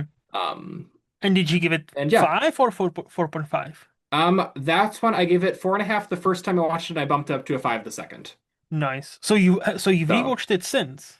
I did. Yep, I rewatched Oh, it after I recorded the podcast. Um, what made you rewatch and that then one? just some of the discussion I had on the podcast, honestly, and just kind of wanting to see some of the things that some of the other writers brought up on it. Hmm. Hmm. Um, which kind of inspired me to check it out again, Hmm. and I did, and yeah, I liked it even more the second time. Yeah.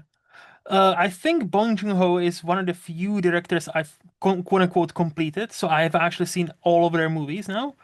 And like Mother Hmm. is definitely up there. Like it's the only thing is I need to rewatch that and I need to rewatch Memories of Murder. Because I remember like that was a movie I watched only once and I Hmm. don't think I fully and it was like now it must be over a decade. So I don't think I fully appreciated it at the time. So that's definitely one of them I need to rewatch. But I like he is a filmmaker.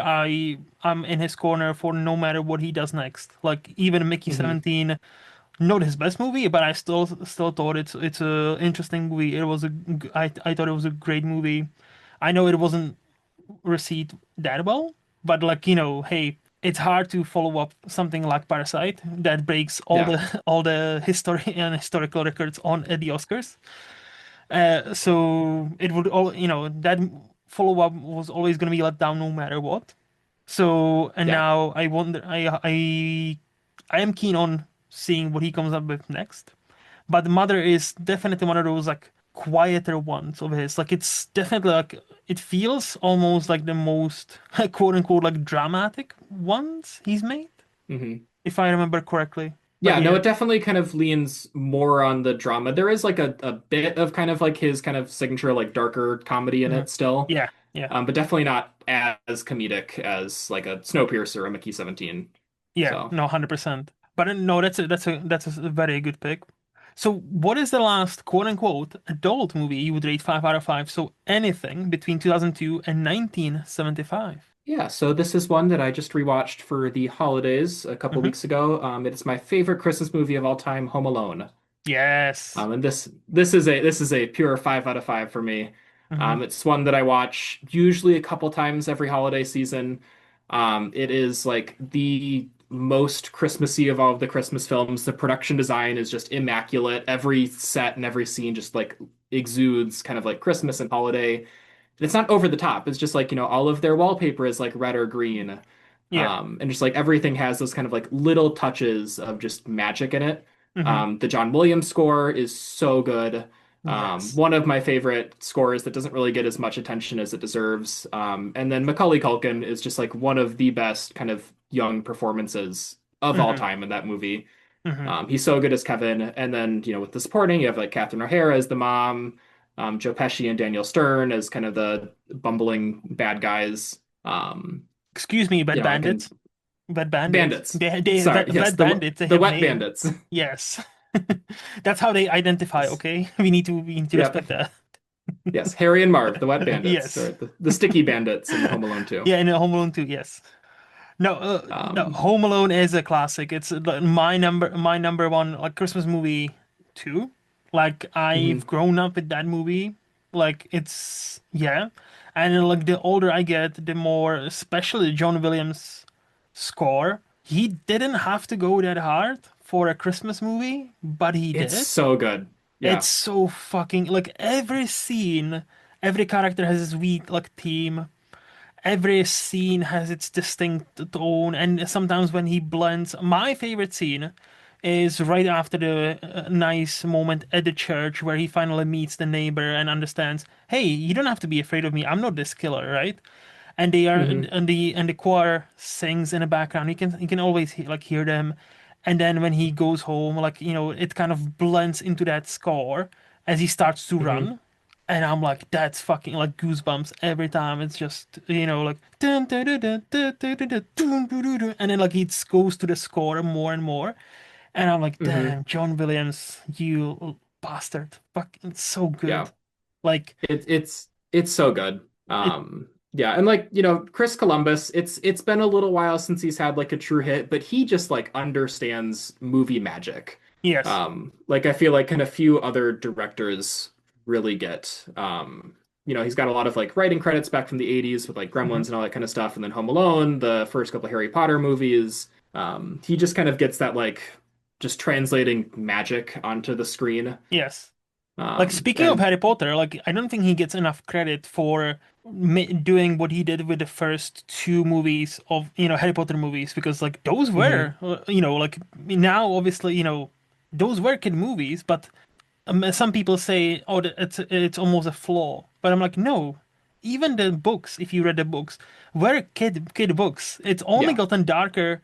Like it made sense, to change the director, in the third one because it's gotten darker from like third, fourth book. So I Hmm. don't think he gets enough credit for those two Harry Potter movies because he was the perfect choice at the time for those movies.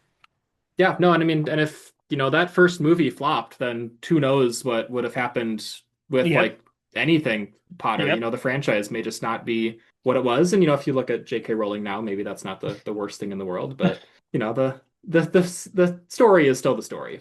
You can't Yes. take that away. Nobody like just Um, go back to your original point, like Home Alone. To me, that's untouchable Christmas classic, like yeah. 100%. And yes, 5 out of 5. No notes, no notes. Yep. So, what is the last quote unquote old movie you would rate 5 out of 5? So, 1974 and older. Yes, this is one that I just rewatched a couple days ago. It is The Apartment, the Billy Wilder movie from Nice. 1960, I think. Mm-hmm. But yeah, Jack Lemmon and Shirley MacLaine. If people haven't seen it, it's a story of a kind of up and coming insurance salesman or insurance accountant who is loaning out his apartment to the upper management as the company to have their affairs at in order to kind of get a leg up on the corporate ladder. Mm-hmm. And he falls in love with an elevator girl at the company who is also the mistress of one of his bosses. And it is kind of just like the classic like 50s, 60s screwball comedy. It has all those kind of like typical beats and setups. But then it also just dives into a lot of like darker storylines. Mm-hmm. And like a little bit spoiler, but it talks about like suicide and it talks about substance abuse.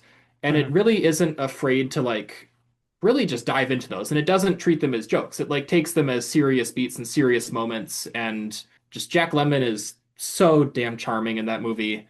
Mm-hmm. Like I would fall in love with him. And he and Shirley MacLaine have great chemistry. She handles a lot of the dramatic scenes really well.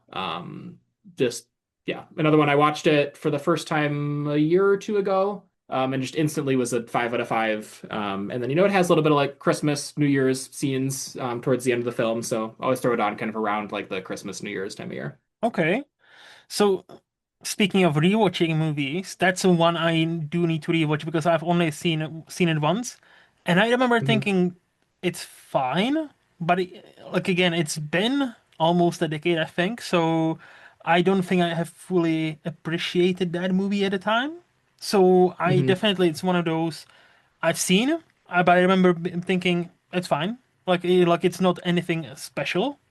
So I Hmm. definitely need to rewatch it to like gather my thoughts fully because I remember I've seen it. I remember some scenes from it, but if you told me right now, like give me the story, I don't think I could remember many beats to be honest because it's been that long. Yeah. Yeah, no, no, I'm a recent convert to Billy Wilder. I've started kind of watching through a lot of his kind of stuff in Hmm. the past few years. It's my favorite of all of his movies. But that tough competition. He's got a lot of great films. So Yeah, like Some Like It Hot to me, that's a Some classic. Like It Hot is great. Yep, I wrote about that one for Sif Pop Hmm. for 20th Century Flix earlier this year And or earlier last year. did he do Double Indemnity as well? Yep, Double Yes. Indemnity, Sunset Boulevard. See, that's the thing, yeah. Like those to me, so those three we just mentioned, those are for me easy 5 out of 5s. And I have rewatched, obviously, Some Like It Hot, like I've seen one more time. It still holds up. I rewatched Hmm. Sunset Boulevard because I introduced it to my girlfriend and or sorry, wife now. It's I need to learn that. But yeah, no, like that also holds up. And Hmm. Indemnity, that was one of the first like older movies I've watched because that was like very high on the IMDb top 250 movie list. Oh yeah. So Yep. when I was checking that as I was starting my journey, I was like, oh yeah, it's gonna be an old movie, it's gonna be boring because I was like 14. But Hmm. even at 14-year-old me, I was like, damn, this is a fucking great movie. So I remember loving that. But it has been a minute since I watched that, to be honest. But no, Billy Yeah. Wilder, well, to your point, people forget that he was the king of Hollywood for 2 decades. Basically, he was on the run that everything he touched, it like turned to gold. And it was only later down his career, he unfortunately has that kind of reputation that the more movies he made, the Hmm. worse he's gotten, or the quality of his movies. Apparently, if you watch a movie like the last 10 years of his career, they are not great. Don't know, Yeah. haven't seen them. But that's why apparently that's one of the key theories for like Tarantino only making 10 movies and being done with it. And I'm like, okay, if you say so, No, dude. I get it. Yeah, tell the stories that you have to tell and don't try and just kind of stretch it out to stay relevant. Mhm.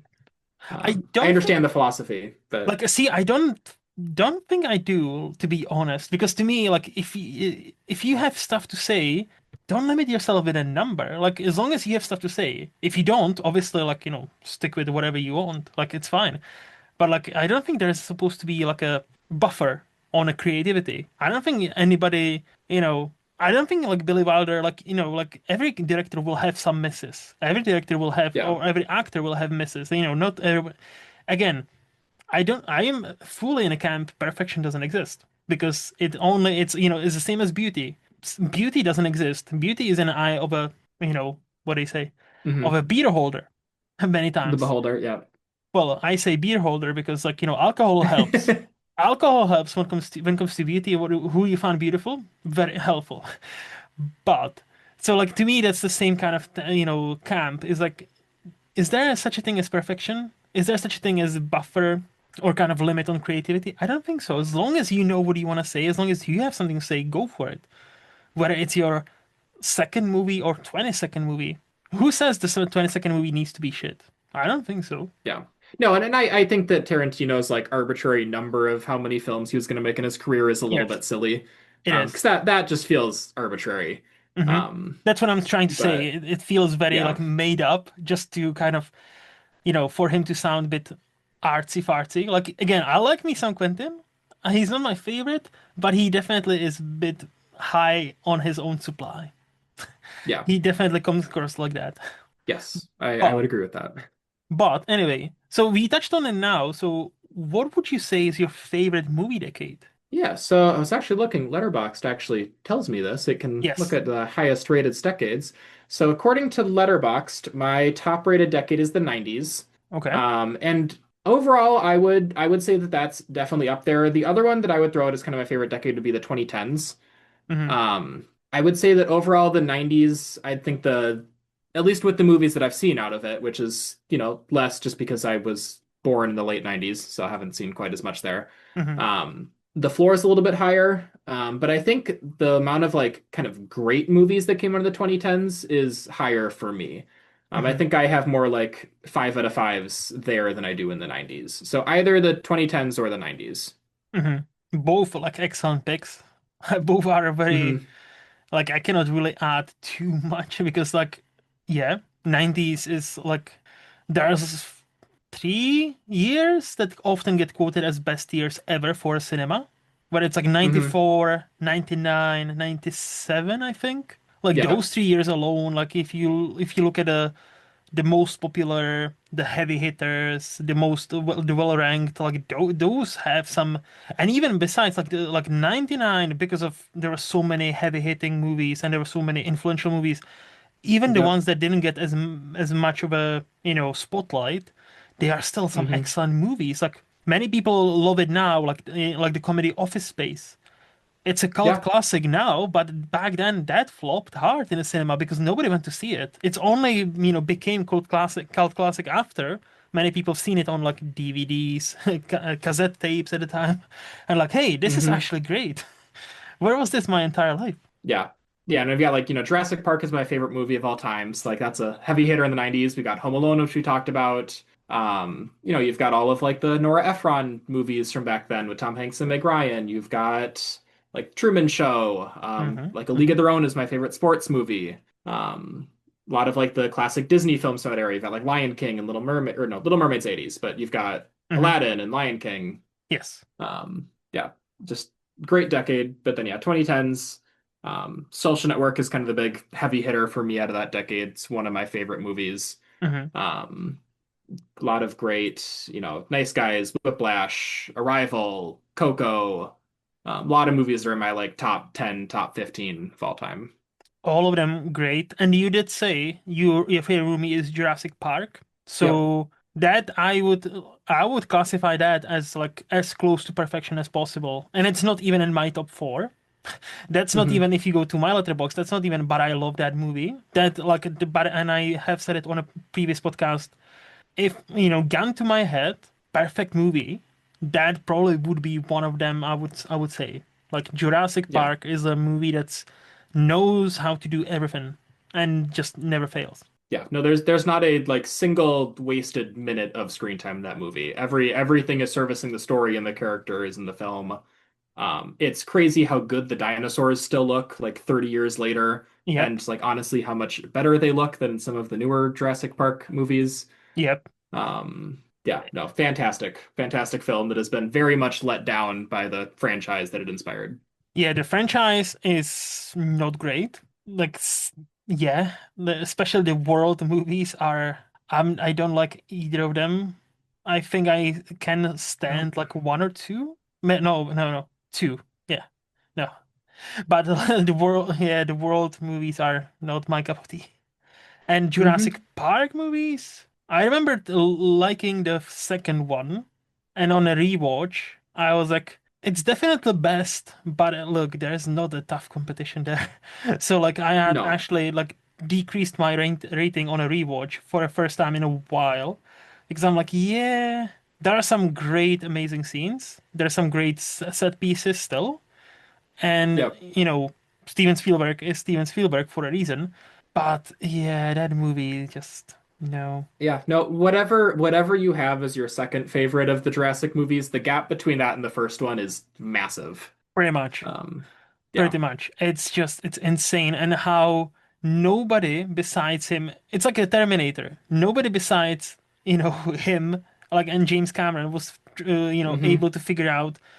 Or nobody besides Steven Spielberg can make a Jurassic Park movie worth something. It seems Yeah. like box office they always do fucking well, Yeah. but like No, they all make a reception, billion dollars. yes, but the reception is usually like now like called to like proper dead. Like the Dominion, that was a fucking disaster, and no, it Yeah. seems like nobody besides like James Cameron knows how to make a fucking decent Terminator movie. Yeah. So Ugh. it seems to be like a tough nut to crack, but hey, what do I know? Yeah. No, and even like, Rebirth last summer was, I thought it was like a perfectly serviceable action movie. And it's not bad for, yeah, just like a dinosaur adventure. But if you're comparing it to the original, it's a far cry. It's you don't even have to compare it. What you said the first sentence, full stop for me. It's like serviceable movie. It's like Yeah. I have the sentence I like to use. It's one of the most okayest movie that's ever okayed on a silver screen.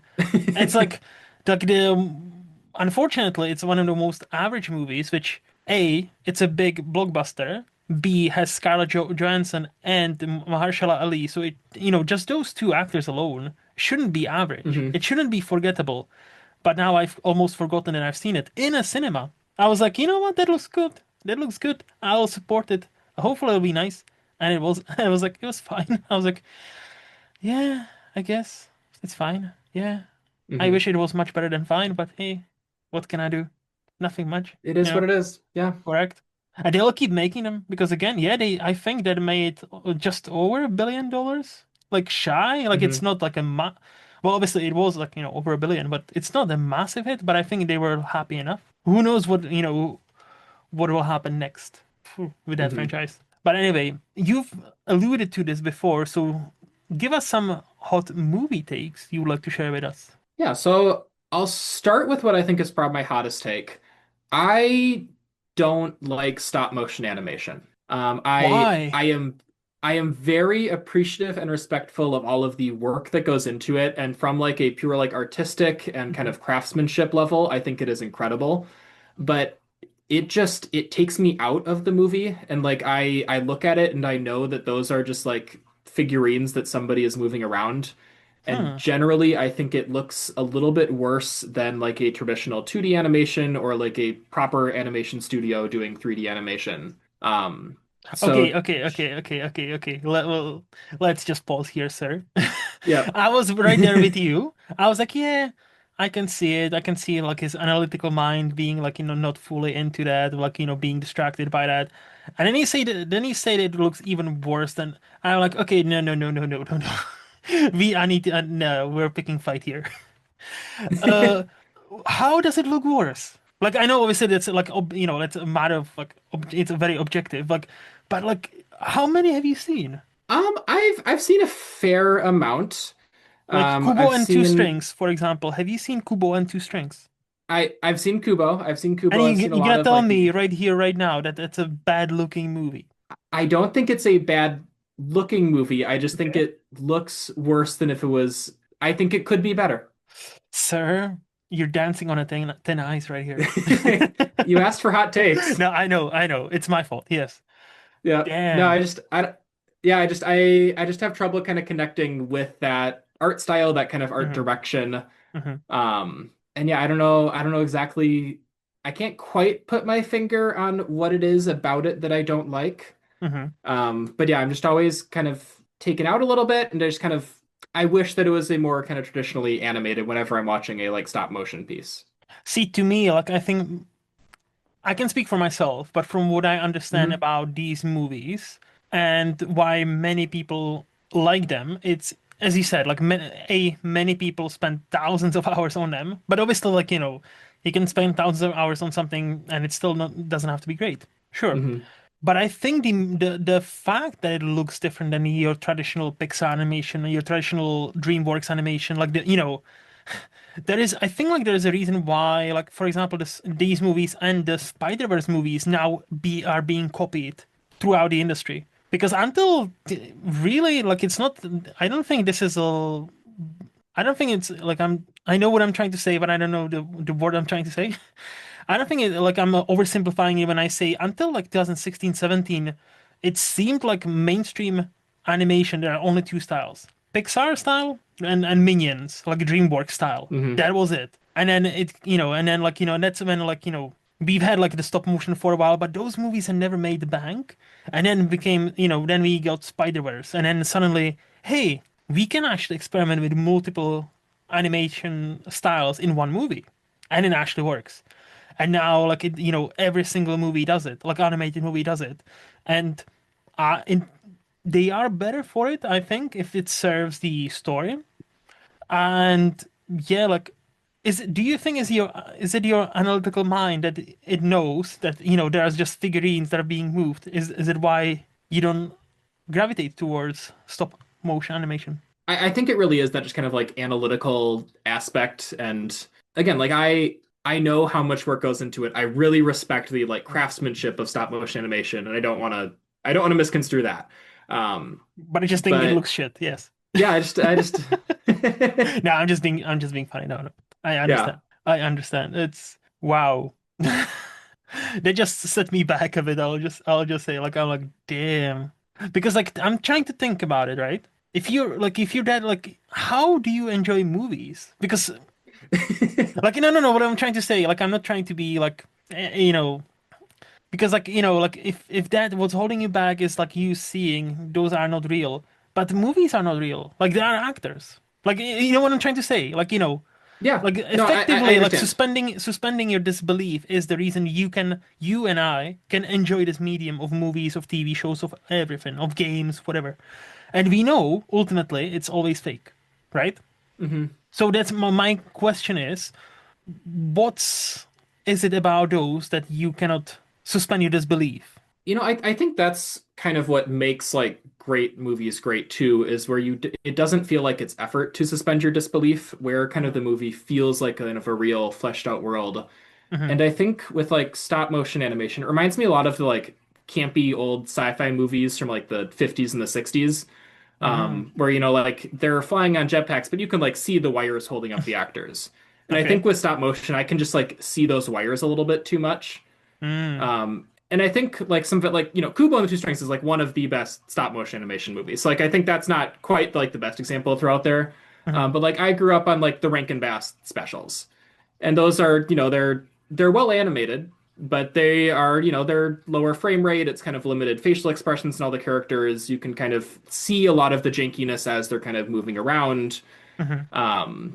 And so I think kind of watching those kind of just like really kind of ingrain this perception that like, stop motion is an art form, but it's not as much of an like immersive experience as I want movies to be. Interesting. Very interesting. I don't agree with you, but I see where you're coming from. Yeah. Mhm. Yeah. So, in your, do you have an example of all the stop motion movies you've seen? Which one was your quote unquote favorite?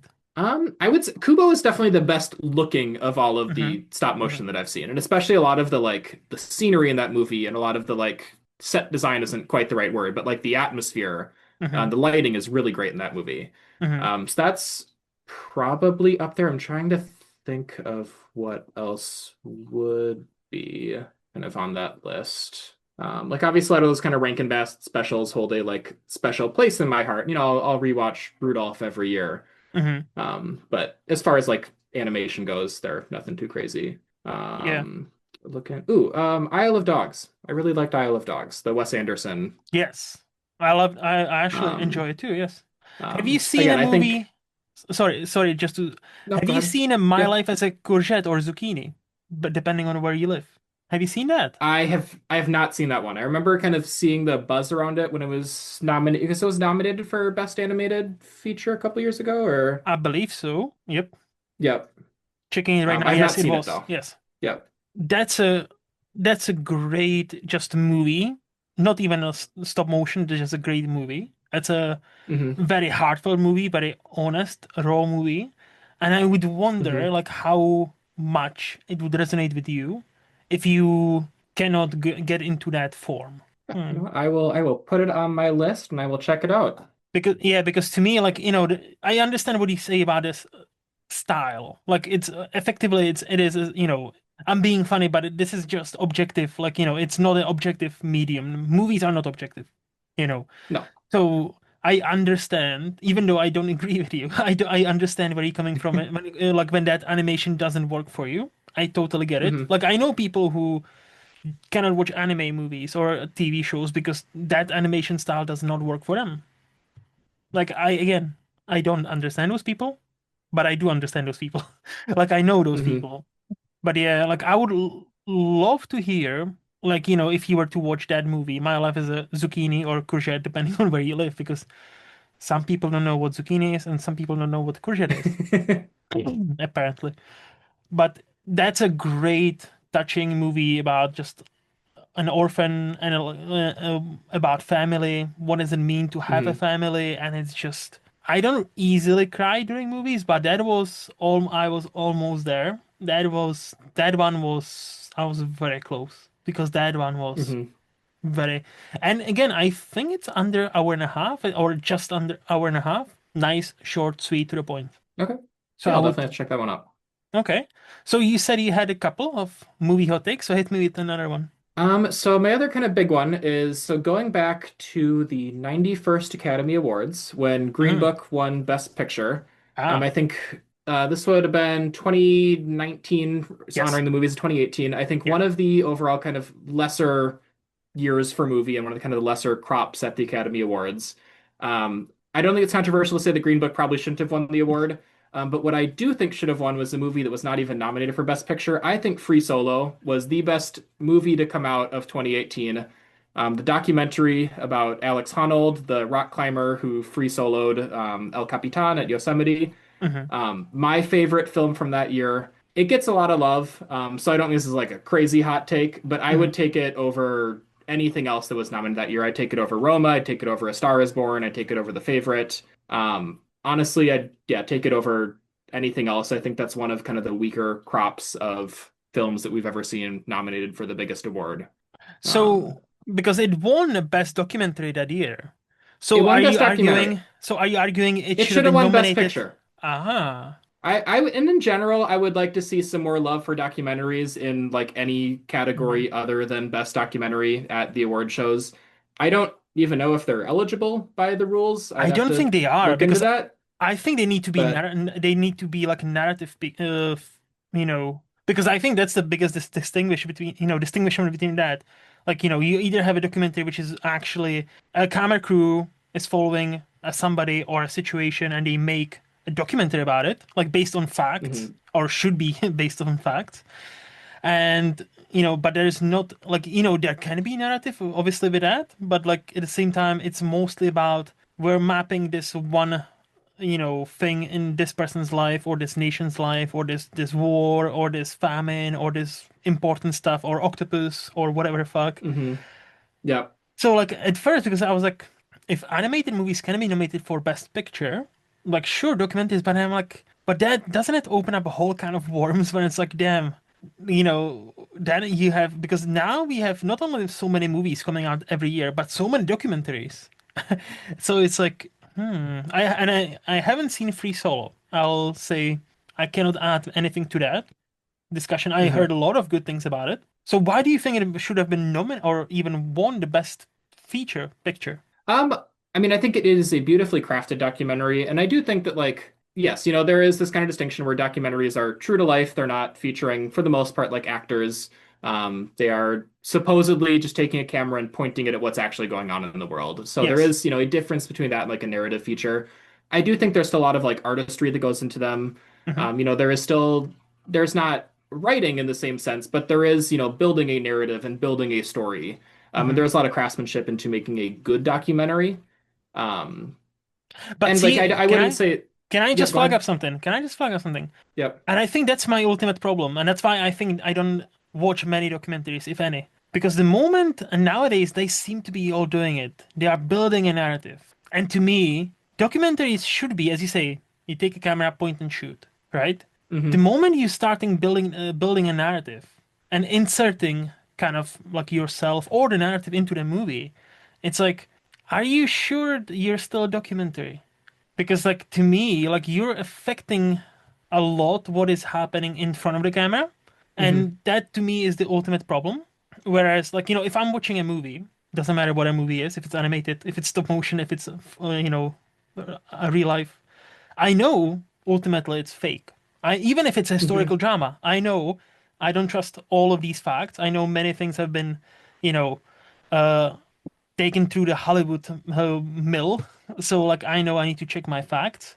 But I feel like there is something like what we said with the AI before. I am very not distrusting, but like I don't trust many documentaries, especially nowadays, because I've seen Hmm. some quote unquote official stuff that I know are is totally made up bullshit because anybody can take a bit of statistic and spew the data, and if in a vacuum it looks official, but if you actually scrutinize it, it's like, oh, a lot of this is kind of made up or circumstantial. And I think Hmm. that to me that was always like my big issue with like, oh, there's a narrative, oh, there's this, and I'm like, oh, that just happened to work out. It's kind of playing like a movie, but it's a documentary. It's so nice that it just worked out like that, and it always makes me question the documentary a bit. Does it make sense? It does make sense. I don't necessarily agree with it. Like, Mhm. I understand that we want our documentaries to be the truth. And when we're kind of presenting something as like a true story, kind of true to fact, that there is some expectation that it Mhm. isn't biased. But I don't think that doesn't mean that you can't still like tell a narrative and tell a story with it. Mhm. Like everything like in human culture is stories. Mhm. We're, a culture that is kind of built around storytelling. Mhm. Um, and so I think finding those ways where you can like take that truth, but have it kind of connect with people and to like present those facts in a way that makes kind of narrative sense and is compelling, isn't necessarily a bad thing to strive for. Like, I Mhm. think you want a balance of like good, accurate reporting and of kind of narrative force. And so I think when you can kind of get that, it's really special. Because I think, if documentaries were like literally just you like put a camera on a tripod and recorded a scene and then just like submitted the uncut footage, nobody would ever watch documentaries. I'm not So I saying think kind uncut of, footage. No, no, no. I'm not saying uncut footage. Like I understand. Like I'm not saying it needs to be raw or anything. No, no, no. yeah. Or it cannot be edited. Like sure, no, no, edit it. What I'm saying is like many people who create just documentaries, they often the longer they go, there's like a trend. But I noticed many Hmm. people who watch a shit ton of documentaries are complaining about, which is they kind of want to be the front and center of any documentary. And that kind of Yes, I that agree with that. lens is a bit because then where's the line where it become when a documentary becomes fiction and when documentary becomes more of a feature because many things because again it needs to serve its purpose to me like if we there's an unspoken deal if you and I go to the cinema and get a ticket to Marte Supreme we know we're watching Timothy Chalamet we know Hmm. we're not watching the guy we know the ping Yeah. pong like like some of it is going to be CGI we know this is not real life even though it's based on somebody who existed or whatever but if you're watching documentary there is a different contract. And I feel like the moment it starts to build the narrative a bit too much, I feel like that contract is broken. Yeah, definitely an interesting perspective on it. And I don't disagree in principle. Hmm. I just think there is kind of like a balance to it, and there is, even the best ones, there is still like artistry that goes into the Yes. filmmaking. And Yes. there is cinematography. You are still, Hmm. you're pointing a camera at the real world just like any other film would be. Hmm. And you can kind of, look at and appreciate kind of that in the documentary. Hmm. You can look at, what they choose as their subject matter, how they choose to film it, Hmm. and Hmm. evaluate, yeah, both, the accuracy of the storytelling and the storytelling and the filmmaking itself. Hmm. And I do think, documentarians should get a little bit more credit for kind of the craft that goes into their work. No, 100%. Like I'm older with you. Like Hmm. the actual good ones, 100%. Just, Yes. unfortunately, it seems to be that kind of medium where like there are so many. It's like with the movies. There are so many movies. For every great one, you get 10 mediocre ones and 20 bad ones. And Yeah. with documentaries, again, I don't watch them because I already am behind so many movies and TV shows. Uh-huh. I cannot watch documentaries. I'm sorry. No, it's But fine. but I know if you go on YouTube, Jesus Christ, there are so many documentaries about this and this and this and this that look so official, so well edited, so well shot, so well done. And then, but it's about how COVID is not real, or how this is a one big conspiracy, and it's like 3 hours long. And I'm like, Jesus Christ, Yeah. like, and I understand those do not get nominated for an Oscar. Though that's a totally different discussion. What I'm saying is like it's to me it's more like almost the same as it used to be more prestigious to me at least. It was like, oh, this is a documentary. Only people who are educated can make documentaries. In the same way as like, oh, you've written a book. Only really smart people can write books. But now, Yeah, when you see some anybody books can. that, yeah, that's the thing. Anybody can, which is great. It's a double-edged sword. It's great, but at the same time, it's not great. Because for Yeah. every one great book that a self-published person and gets published and it's actually great, you get 20 that are like, oh, this is just porn. This is just somebody is very horny and it's written like the most. Uh-huh. And it's just like, ooh, yeah. But no. So again, like I wish I could speak more on Free Solo, but I haven't seen it. That's why I was more on this documentary kind of like subject. No, and But and there are a lot of crappy documentaries out there. Like mm, I watch a lot of them. I watch a lot of true crime documentaries that are just like utter garbage. Um, but I do think that like the best of the documentaries kind of should get the chance to be on a little bit of a bigger stage. And I think Free Solo is one of them.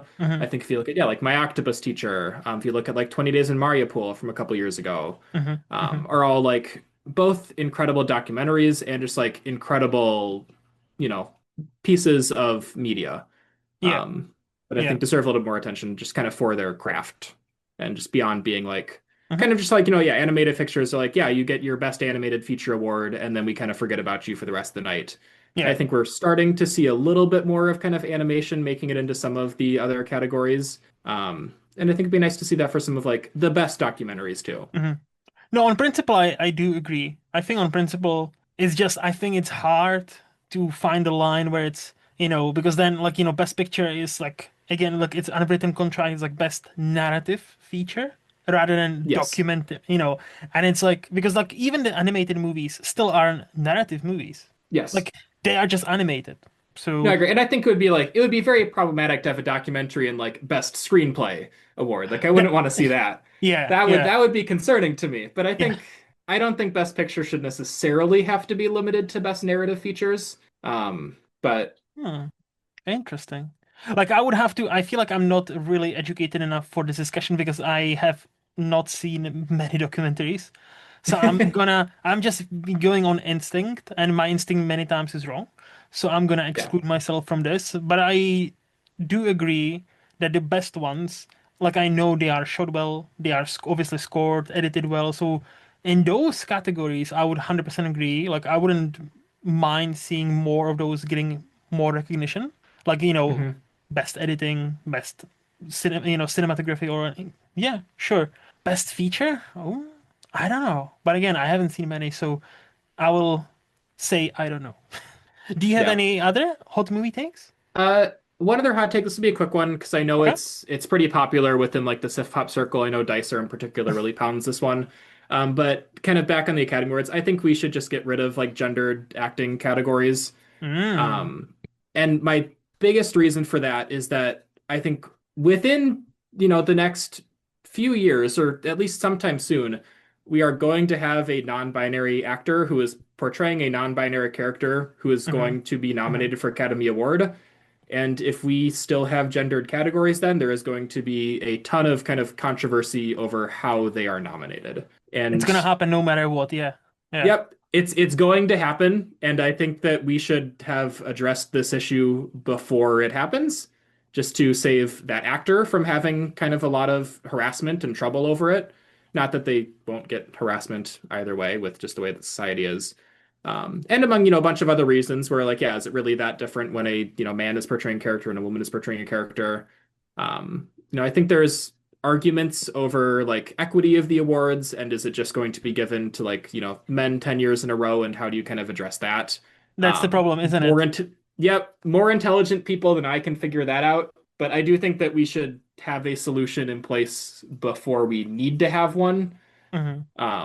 When there becomes issue with people who don't fit necessarily into like the gender norms. Yeah. So I this is the one of the ideas I like in a theory, but like when it comes to practical world, I don't know how would it work. Because Yeah. as you say, like if we abolish it, okay, do we have one category for best leading performer? So does it, will it become 10? And will it always be five men and five women? Because that's what we are used to. Or Yeah. will there be one year and it's like, and there's always going to be that, oh, just pay attention, count how many men and how many women are there. And there's going to be years it's like, oh, is it six for women? Is it a bit of a pandering to women? Or there's going to be a year it's like eight to four men. Oh, what about the women? Are they, were they that shit? I feel like that alone opens a whole nother can of worms. It's just like, like the idea I understand, and I think it's a noble one. I think the practicality of a quote unquote common people and how they view these issues, don't think we are fully there yet for this to be like as widely accepted. Because I know I know what you mean. In our tiny circle, yeah, not a problem. But on a Hmm. global scale, if that gets It's a announced problem. tomorrow, Yep. it's gonna be like you don't have to go far to imagine headlines from like certain media like Hollywood wokeness has gone nuts again. And Yeah. it's suddenly this noble, great gesture you wanted to make suddenly turns into something that's never should have been in the first place. Yeah. And yeah, and again, I don't want, like, as much as I enjoy Oscars, as much as I like Oscars, I don't want them to be turned into, okay, let's count this year how many black people we have nominated, how many Asian people we have. Do we have proper representation for all queer people as we should have? Yeah. What do you mean should No, and it's have? hard. What And is the norm? Like, what is the like? Is 20% okay? Is 50% okay? Like, then it's become the moment it becomes numbers. The moment it becomes, oh, do we have a correct amount of women? What is the correct amount? Just like, and it's just like and again, like that's the kind of idea I like in a theory, but it's going to be very hard to implement. And also on a flip side, it can be a bit challenging even for those act non-binary people or trans people. Like famously or maybe infamously, I don't know if you even Hunter Schafer, from Mhm. Euphoria, like Yep. like she said I think last year, she's kind of sick and tired of being offered just transgender roles. Yeah. She was quite vocal on like, hey, I think I'm a good actress, but like, give me something fucking different, please. And I'm like, Yeah. and this is the problem with like the good idea, and this is where I struggle with. Only gay people should play gay people. I'm like, no, I don't agree with that. And if I get canceled for it, okay. What I'm because it's more nuanced. There should be more spaces for LGBT folks in the media, 100%. I don't agree with only if you're something group you can play certain roles. No, if there are better people to play that part, then those people should get that part. But obviously, you need to invite certain people to audition for the part in the first place. You need to include more people so you can actually Hmm. make the informed decision. Because again, if like what she was talking about now, I think it was quite poignant. It was like, yeah, people think they are being helpful, but like I'm getting sick and tired of playing only the transgender part.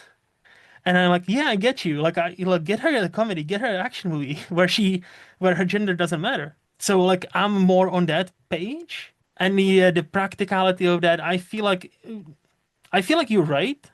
I feel like it will change at some point, and the practicality will always be messy, and that it's gonna be interesting to see what's gonna happen. I think it will happen, but I think it will always be messy, especially the first couple of years. Yeah. No, I think it is going to be messy regardless of when and how it happens and like what solution that they choose to make. And Hmm. like you already see this conversation with like best director every year. If there's like five white men nominated for best director, there's always a Yes. bunch of outrage about that. Yes. Um, I think more to my point is that like I feel like we should have these conversations and make these changes before there is like one singular person who has to Hmm. become the like figurehead of the reason that the change is happening. Hmm. Just because I think that would put a lot of, stress and pressure on that one person. Well, to be fair, I And to think we kind of are be like, there. To be fair, sorry to interrupt, but I think we are there because yeah, I would consider Hunter Schafer like if you've seen Euphoria, like for all its problems that show has, like she is not one of them. Like she is yeah, great in that fucking show alongside with Zendaya. Like if you don't understand how great those are, like, just watch a couple of episodes of them, and it's like, yeah, Hmm. both of them are fucking amazing. So, like, I feel like, maybe next year, maybe year and 2 years, she will have a role where it's like, oh, do we nominate her under woman? Okay, I guess. And it's just gonna be Yeah. like, it's gonna be a whole fucking thing. Yeah. So I think we are, what I'm saying is, to your point, I think you're right. I think we are pretty much already there. Yeah. But Well, what's I guess gonna to the best happen? that we can then. Yeah, I'd like to try and be proactive and not reactive. Same, but it's gonna But be, maybe it's gonna be maybe it's too difficult. late. It's Yeah. gonna be difficult. No, yeah, I guess it's too late, but it's gonna be fucking difficult. I'll say that. It will be. Yeah. Yeah. Any other hot movie takes? That's all I've got. Damn, you gave me a lot to think about, so thank you for that. Yeah. And I think with that, we can move to the underrated section of this podcast where I'll ask you, Hmm. Jake, who do you think is the most, sorry, I have it gendered, just talking about that, but it kind of helps the way I think about things. Yep. Who's the best actor we have right now? Or most, sorry, not best, most underrated. We were talking about Oscars, so just like, best actor, most underrated actor we have right now. Yeah. So it feels a little bit weird saying him because he was nominated for Best Actor like a couple years ago. Hmm. But my answer is Jeffrey Wright. Oh, Um, yes. he has recently gotten the respect that I think he deserves from American Fiction, which I do Yes. think is one of his best roles. He is outstanding in that movie, one of Hmm. my favorite performances of that year. Hmm. Hmm. But he has just quietly been doing amazing work for his entire career, and he's just kind of really hitting his stride lately. Hmm. And he's just one person, like whenever I see his name, I am excited to see him in a movie. He's outstanding on Westworld, Hmm. the HBO show as the Bernard slash Arnold character. He's been doing a lot of work with Wes Anderson in his past couple of movies, and he's been kind of perfectly slotting into that like Wes Anderson Yes. mythos and kind of character energy. I thought he was an amazing Commissioner Gordon in the Batman movie with Robert Pattinson, and I thought they had kind of really good chemistry as kind of this like buddy cop duo almost, which is a little bit kind of unique to any other like Gordon Batman role that we've seen before. And then just like his roles in the Daniel Craig Bond movies as the American CIA agent, a lot of his other kind of just like bit pieces throughout his career, his role in like the Hunger Games movies, even. He's just someone who just like kind of quietly shows up as these supporting characters in a lot of different films and franchises and is just always doing excellent work. 100% agree. Um, 100% agree. I think you're second person mentioning his name in this section. So I'll say what I said back then. I've been a Jeffrey Wright truther ever since seeing him on a show called Boardwalk Empire. So I don't know if you've seen it. I've not seen that one. So it's Martin Scorsese produced and like he directed first episode, I think. So it's like 5 seasons, if I'm not mistaken, maybe six. But it's not long. It's every Hmm. season is it's HBO show back when it actually meant good stuff. 2010. And I think it ran for 5 seasons, and I think he joined season second or third. Like he's not been there the Okay. entire time. But when that guy showed up, I was like, who is this guy? Because he was fucking excellent. And ever since then, I learned the name Jeffrey Wright. And ever since then, when I see the name in the credits, I'm like, oh, my man. I'll Yep. oh, he's so magnetic. He is so, like, again, American Fiction, great performance. Like, what do you mention? Like, you mentioned something else. I was like, oh yeah, he was great in that. Like, he is the one that, like, Leonard Maltin, the movie critic, says, you know, it's a breakthrough star that 15 years in the making, like it's overnight sensation, 15 years in making. That's exactly him. He's been working ever since like mid 2000s or even maybe early Hmm. 2000s, and now he's finally getting the recognition he deserves, and rightly so. And I am always hyped when I see his name attached to a project because he's one of those, no matter the movie, he always has certain bar he will clear, and many times he Hmm. surpasses. So I always know, no matter if the movie is going to be terrible or just average, I know Jeffrey will always deliver. And that, he feels like one of those like constants, like Denzel Washington. To me, like it's another one that's like Denzel has made some not great movies, but he's always been great in those movies. Like Denzel is like, Hmm. like I'll watch anything for him. Doesn't matter how if the movie is rated, 4.5 or 2.1. Like, just like I'll watch that. So like, and Jeffrey is. yeah, it's definitely on that path, and I would love for him, speaking of Oscars, I would love for him to win an Oscar at some point. Like, I was happy that he was nominated for American Fiction. Like, that year, there was no chance of him winning. Unfortunately, the competition was No, very it was a stacked. great year. Yes. Yeah. But I hope within 5 years, there's gonna be somebody will give him that one nice, meaty role, leading man, because he can fucking be a leading man. Give him a leading man role and watch him nail it. Yeah.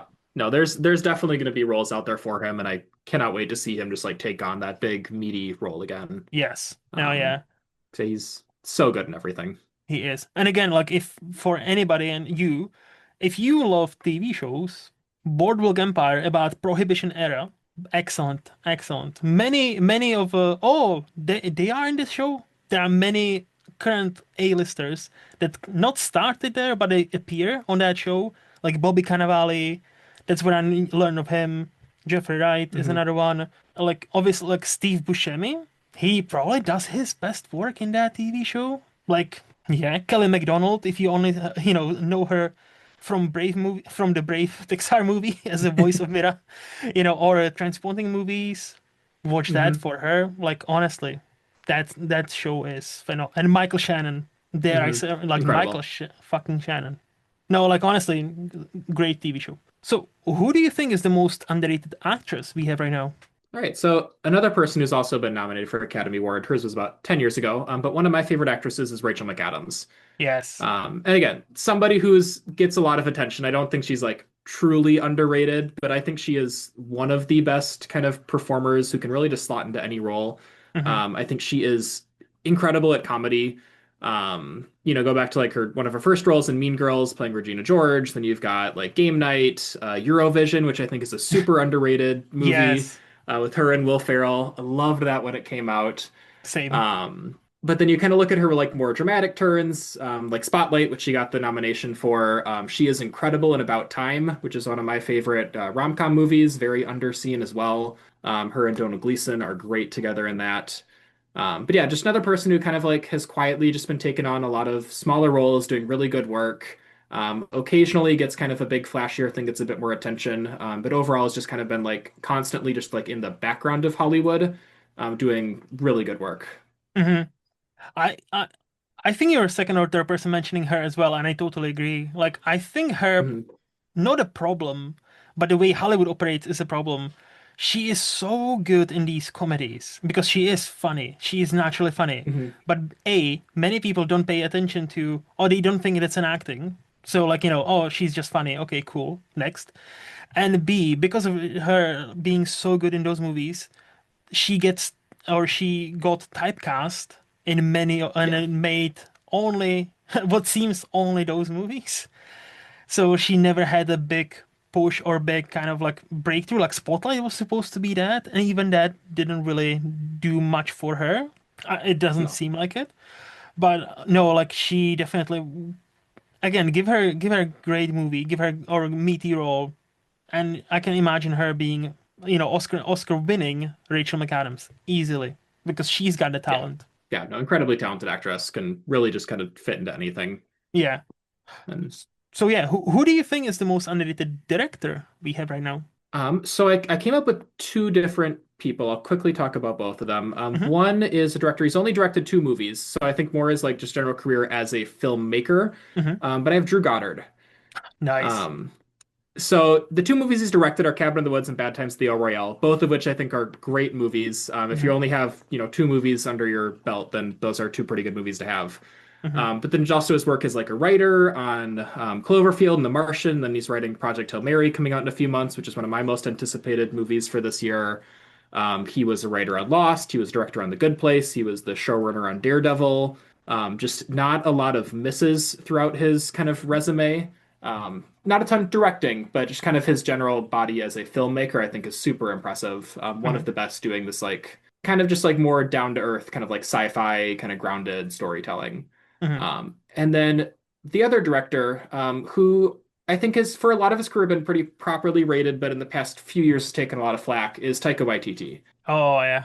Um, One of my all-time favorites. What We Do in the Shadows, Hunt for the Wilder People, Thor Ragnarok, and Jojo Rabbit is just like an incredible run of movies. I think I have all of those as like 4.5 to 5 stars. Hmm. Um, Four of my, best movies of that decade. They're all in my top 100 of all time. Hmm. He's definitely fallen off a bit lately. Thor Love and Thunder was not great. I don't think it's quite as bad as a lot of people thought. I'm a little bit higher on it than most, but it's still definitely lower tier. Hmm. And then I enjoyed Next Goal Wins. I actually wrote the review for it for Sif Pop when I saw it when it came out. Um, Again, I liked it more than most. Didn't really get a lot of attention. It's not as good as his other ones, but it's definitely not a bad movie. Hmm. But when he was in his prime, he was just hitting home runs with every swing of the bat. Yeah. So I think Drew Goddard, not Goddard. Wait, what's it? Yep, Wait. Drew Goddard. Oh, it was. I was like, because like there's a Goddard, there's, but it's a different one. Yeah. No, it's. Sorry, I'm tired. No, yeah, Drew Goddard. Yeah, like, I think that's a like proper definition of underrated because yeah, with only two movies, I still haven't seen Bad Times at El Royale, but I have a 4K on my shelf waiting to be watched because I've heard very good things about that movie. So I have that's one of the few like blind buys for me. That's Hmm. gonna get watched at some point. And Taika, I think like 100% that run you just named great movies, all of them. Special shout out for like Hunt for Wilder People because that I think it's very underseen movie. That's very Super great. underrated. Yes, One so of my favorites. Yeah. yes, same. I think with him, his problem right now, he is spreading himself a bit too thin. And uh I think his style of humor now it's quite known, so it's very easy to how do I put it? For comedy is very fucking hard because if you spot the pattern of jokes, you will know what is coming. And his one is Hmm. so quirky that it only works first couple of times. The moment you see, I feel like many people have seen past that and understand his sense of humor. So many jokes nowadays don't land as much because you kind of know what's coming if it makes sense. I think Hmm. that's why I was like, but that's why I enjoyed more of his like serious movies, like Jojo Rabbit. I don't think it's that funny, or Hunt for Wilder People. I don't think that's funny, but I actually enjoy them more than even Thor Ragnarok. Like I'm one of those. I thought it was that movie was fine. I liked it, but I didn't think there was the second coming of Jesus, like as many people thought at the time. So like because again, I don't necessarily vibe with his sense of humor, but I vibe with his worldview, and I would love to see him kind of going back from 300 million blockbusters to, hey, this is a movie that cost 20 million. Let's go, let's have some Yeah. fun. So, but both are actually decent picks. I think both are. Drew Goddard, I think definitely like I would love to for him to go back to directing, but I think he is busy doing 10 million stuff at the same time. Yeah. Just writing a million things. Yeah. Yes. No, and I think a lot of the reason that Taika is underrated, or at least I would consider him to be, is because of him and the choices that he's made. Yeah. But I do think kind of the perception of him now has people kind of discrediting his early work, which is outstanding. No, I think yeah, 100%. Like even his early movies, I've seen like one or two. I thought they were like nice and cute. So yeah, like I'm Hmm. definitely more of his fan than not. Even if he's not one of my favorites of now. But no, I see where you're coming from. So I know the next one is difficult because there are so many movies. But do you want to shout out one or two as underrated? Yeah, so I have two that I'm going to shout out. One I'll shout out really quickly. It is truly the most underrated movie I've seen. It has like 2,000 watches on Letterboxd. Hmm. It is a like zero budget movie on Prime called The History of Time Travel. Mm. Um, Guessing most people haven't heard of it. I don't think anybody else in like the Sif Pop family has it logged on Letterboxd. But it is a like 70-minute mockumentary about the history of time travel. And as they kind of go through the documentary, there are subtle changes that occur kind of throughout their framework as time travel events happen. Mm. I won't get much into it more than that because it's best to just experience it. But it is a really interesting kind of like experimental sci-fi movie. If you're interested in sci-fi or in the mechanics of time travel, it is a great one to check out, and far more people should see it than have seen it. The other one I want to throw out is a movie called Juice, which is from 1992. Okay. Probably most notable as being the film debut of Tupac as an actor, Hmm. and the debut of Omar Epps as an actor. They are two of four kind of young black men in Harlem. It is a coming of age story that about halfway through pivots to a like horror thriller movie. Mm. When, yep, so they're, yeah, four young boys kind of dealing with, police injustice and kind of gang violence and just trying to grow up in a tough neighborhood. And then the Tupac character kind of goes off the deep end, and it just becomes kind of a thriller of them all just trying to kind of deal with the events that are occurring and survive. Really interesting movie. It handles the kind of genre flip really well. Hmm. And Tupac is incredible in his role in that movie. It's a shame that he died so soon. I think he could have had a really good acting career were he to Oh. have, you know, been able to live a little bit longer. Yeah, yeah. So the history of time travel I've never heard of. So yes, you're right. That's very underrated. I had to look it up. Hmm. So that it seems interesting. I'll check it out. But Juice, I've heard of it not that long ago from somebody. And I'm like, oh, Omar Epps, I like that guy. I was like, yeah. And Tupac, I was like, okay, cool. So that definitely like I've heard of it and it's on my radar. I just haven't seen it. So it's definitely something I'm keen to check out because it does Hmm. sound like I didn't even know that it turns into like a horror thriller. So I'm always keen on those. Hmm. So Yeah, great film. Really interesting. mhm, Nothing I've quite seen like it before or after. okay, Definitely worth checking out. all right. And lastly, do you have a TV show you would wanna shout out as underrated? Yeah, I'm going to shout out the Apple TV miniseries Blackbird. Mm, Came out a few years ago on Apple TV. It's Taron Egerton and Paul Walter Hauser. mm-hmm, It is a like true crime kind of biopic about a man played by Taron Egerton who is sent to prison for like drug charges, and he gets a promise from an FBI agent that if he is able to get a serial killer played by Paul Walter Hauser to commit or to admit to the crimes that they think he's committed, then they will commute a sentence. mm-hmm, Paul Walter Hauser is incredible in this. He is another one that I'd kind of thrown out as my like most underrated actor. I think he's another person who's just doing consistently great work and not really getting the attention that he deserves for it. yes. And this is probably my favorite role of his. He just plays the like unhinged but doesn't necessarily realize that he's unhinged kind of serial killer Mm-hmm. super well. But yeah, great little series. It's like 6 or 7 episodes, so pretty quick to kind of binge through. Yeah, like that's Apple TV in a nutshell. There are so many great, especially TV shows, but because of Hmm. not many people comparatively have Apple subscriptions, many only certain people talk about them. And it's just, Yeah. I just sometimes I wish I know it's not gonna happen, but sometimes I wish like, like these shows were they would, Apple and Disney or Apple Netflix made a deal, and those shows like Ted Lasso, like Severance, like Shrinking, like Blackbird Hmm. would have been more readily available because I believe people when they tell me, this show is worth watching. Silo is worth watching. This is worth watching. Like Slow Horses is worth watching. But like, am I gonna pay so much money to Apple to watch Hmm. just those shows? I'm like, not really. But if they were on Netflix or Disney Plus, I feel like they could be part of like pop culture, really. But I feel like that's almost a shame because it seems like Apple is coming out with so many great specialty TV. Like their movies are very hit or miss. I would argue they only have like maybe three great movies, if that. Hmm. But like the TV shows seem to be, especially the first seasons, seem to be excellent. So Yeah. it wouldn't surprise me that Blackbird is one of them.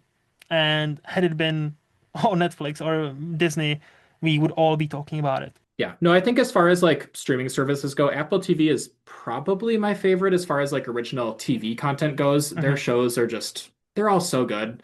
The issue with Apple TV is that they don't really have a huge like depth to their catalog. Yep. So it doesn't really make a bunch of sense to be paying like, $12 a month for it when you're just going to watch, the new season of Severance when it comes out once a year. But Hmm. then they don't have a ton of other like just backlog of movies or old sitcoms or just something you can just like throw on. like Netflix or Hulu does. So it's Hmm. hard to justify just like keeping around as its own service. Yeah. So like usually I'll just buy like I'll get a month of it once a year and just kind of binge all the shows I missed from that year. Hmm. Um, but yeah, it's hard just they don't have the back catalog that the other services have access to. Hmm. But their original content is some of the best out there. No, and that's what I keep hearing. So like I need to do something similar, but it's just to find the time and justify that also. Yeah. But you know how it is. It's just so Yeah. much to watch. But anyway, Yep. this has been a blast, Jake. Thank you so much Yeah. for agreeing to come here and answering all of my questions. Um, Honestly, I am appreciative of your time and cannot thank you enough. Before we say goodbye, let's flip a table. Do you want to ask me something? Do you have a question or two for me? Yeah, the one other kind of discussion topic I wanted to have, it's Hmm. as you said, January 3rd, the day they're recording this. What are your most anticipated movies of 2026? Ooh, that's a good one. I wouldn't be the proper film bro I am if I didn't say The Odyssey. Because, right? Like, no, but It's like, got to be everybody's number one, yeah. yeah, especially like, film bros. Now, just, playing it out for certain people at SIFO who don't really like Nolan as much, and they didn't think he's the most evil person in Hollywood for some reason. Okay. Anyway, no, Odyssey. I think Odyssey definitely is up there. I think the new Spielberg Alien movie. I cannot remember the name right now. But that seems intriguing Hmm. with Emily Blunt. Josh We are O'Connor, yeah. Yeah, we are also getting. There is a third one. There's a third one that's coming. I was like, oh yeah, that's gonna be great, but I cannot fucking remember. No, like I will say this. Like I'm. Oh yeah, this is not it, but I'm cautiously optimistic about the Mandalorian and Grogu movie. Like, did we need it? No. I would rather have season four. But Hmm. if it's a simple, single, once and done adventure and not setting up 10,000 new things for a TV show, I feel like that Hmm. could be a great adventure movie. Kind of like, hey, let's do Indiana Jones in space. Let's do Star Wars. But like just single movie. Don't set up 10,000 characters. Don't set up 10,000 plot lines that will pay off in season 17 of Mandalorian. Just do it one nice adventure between these two characters, and yeah, that's all I really need. I'm I don't know if I'm looking forward to this one as much as I'm more like very intrigued what's gonna happen with this. But Avengers Doomsday, like everything that we've learned until now and the trailers that have been released, like how certain characters are now back, and I'm like, surely they'll just be there first a minute and they will get killed, right? Surely it's not.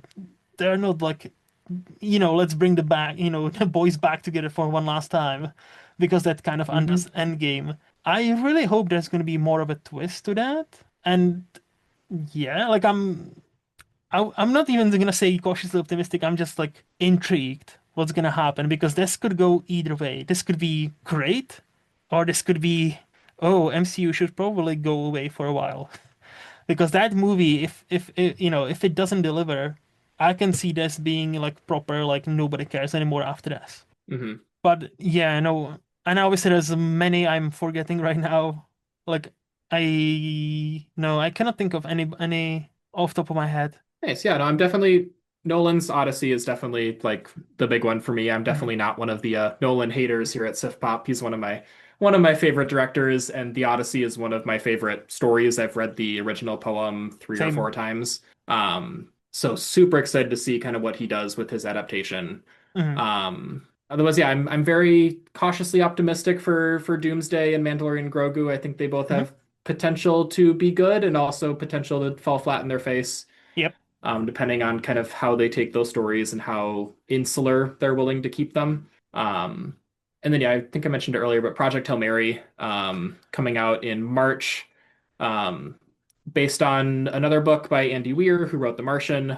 Yes. Another great book. I just finished rereading it for the third time a couple months ago. But yeah, Ryan Gosling, Lorna Miller, Drew Goddard, who I mentioned, is writing it. So I'm super excited to see kind of how they adapt that story. I am cautiously optimistic about it, but very cautious because this was supposed to have come out last year, 2025, and it got pushed back. And I don't Correct. necessarily know. because many times it's like it's great, but many times like oh, it's Mickey 17, which is like it's a good movie, but we don't know what to do with it, and it kind of releases the same time as Mickey 17 did. And I'm like, and Hmm. when it comes to Hollywood, they have their patterns, and I'm like, if movie gets pushed back several times and then lands on this like March date where it's not fully summer, I'm Yeah, like, March has become a bit of a dead zone. Yeah. do they have that because like either they think oh this will actually do great because nothing else is opening up, or this is where we will bury it, and and when it makes no money we'll blame people not going to the cinemas. So Hmm. I am every movie that gets pushed back, I'm very cautious about. And the trailers look good. The pedigree is there. I wonder what's how that's gonna play out. But I just remember one more. That's I think it's gonna be out by the time this podcast is out. 28 years later, The Bone Temple. I loved the 20 years later last year, and now Nia DaCosta is taking over and doing more of the Jimmy Gang stuff and Bone Temple Hmm. stuff. And I like her as a director. I don't necessarily like all of her movies, but I really like her directing style. And I think this is a bold choice for this franchise. And I cannot wait to see that movie. Yeah, no, very intrigued by that one as well. I just watched 28 Years Later a few weeks ago, Hmm. and liked it but didn't love it. I'd never actually seen any of the other 28 movies before, so this was my Ooh. first kind of jump into it. Hmm. I was a little bit thrown by the kind of filmmaking and all the like shaky cam and the editing style of it. It took me a while to get into it, but the ending with kind of Ray Fiennes and the Bone Temple and then the little bit with Jimmy and the gang at the very end of it was my favorite part. So I'm kind of curious to see how they continue kind of that aspect of the story. Yeah, me too. And again, like her directing it, I thought it was a great choice because I really like her style. Like for example, that's a perfect movie I can name the remake of Candyman 2021. I didn't Hmm. like the movie. I thought the movie was fine. But there are several sequences and directing choices she makes. I was like, damn, I will follow this person, whoever that is, because I Hmm. think there is something about her specifically that she is very smart. I don't think she Yeah. necessarily executes everything well all the time.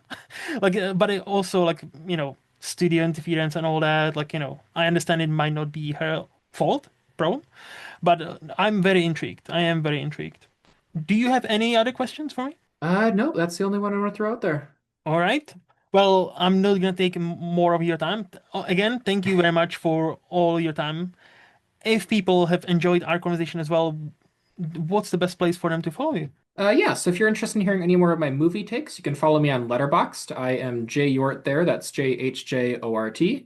Otherwise, the only other social media platform I really find myself on is on Instagram. If you want to check me out there, you can see pictures of my dogs and baked goods.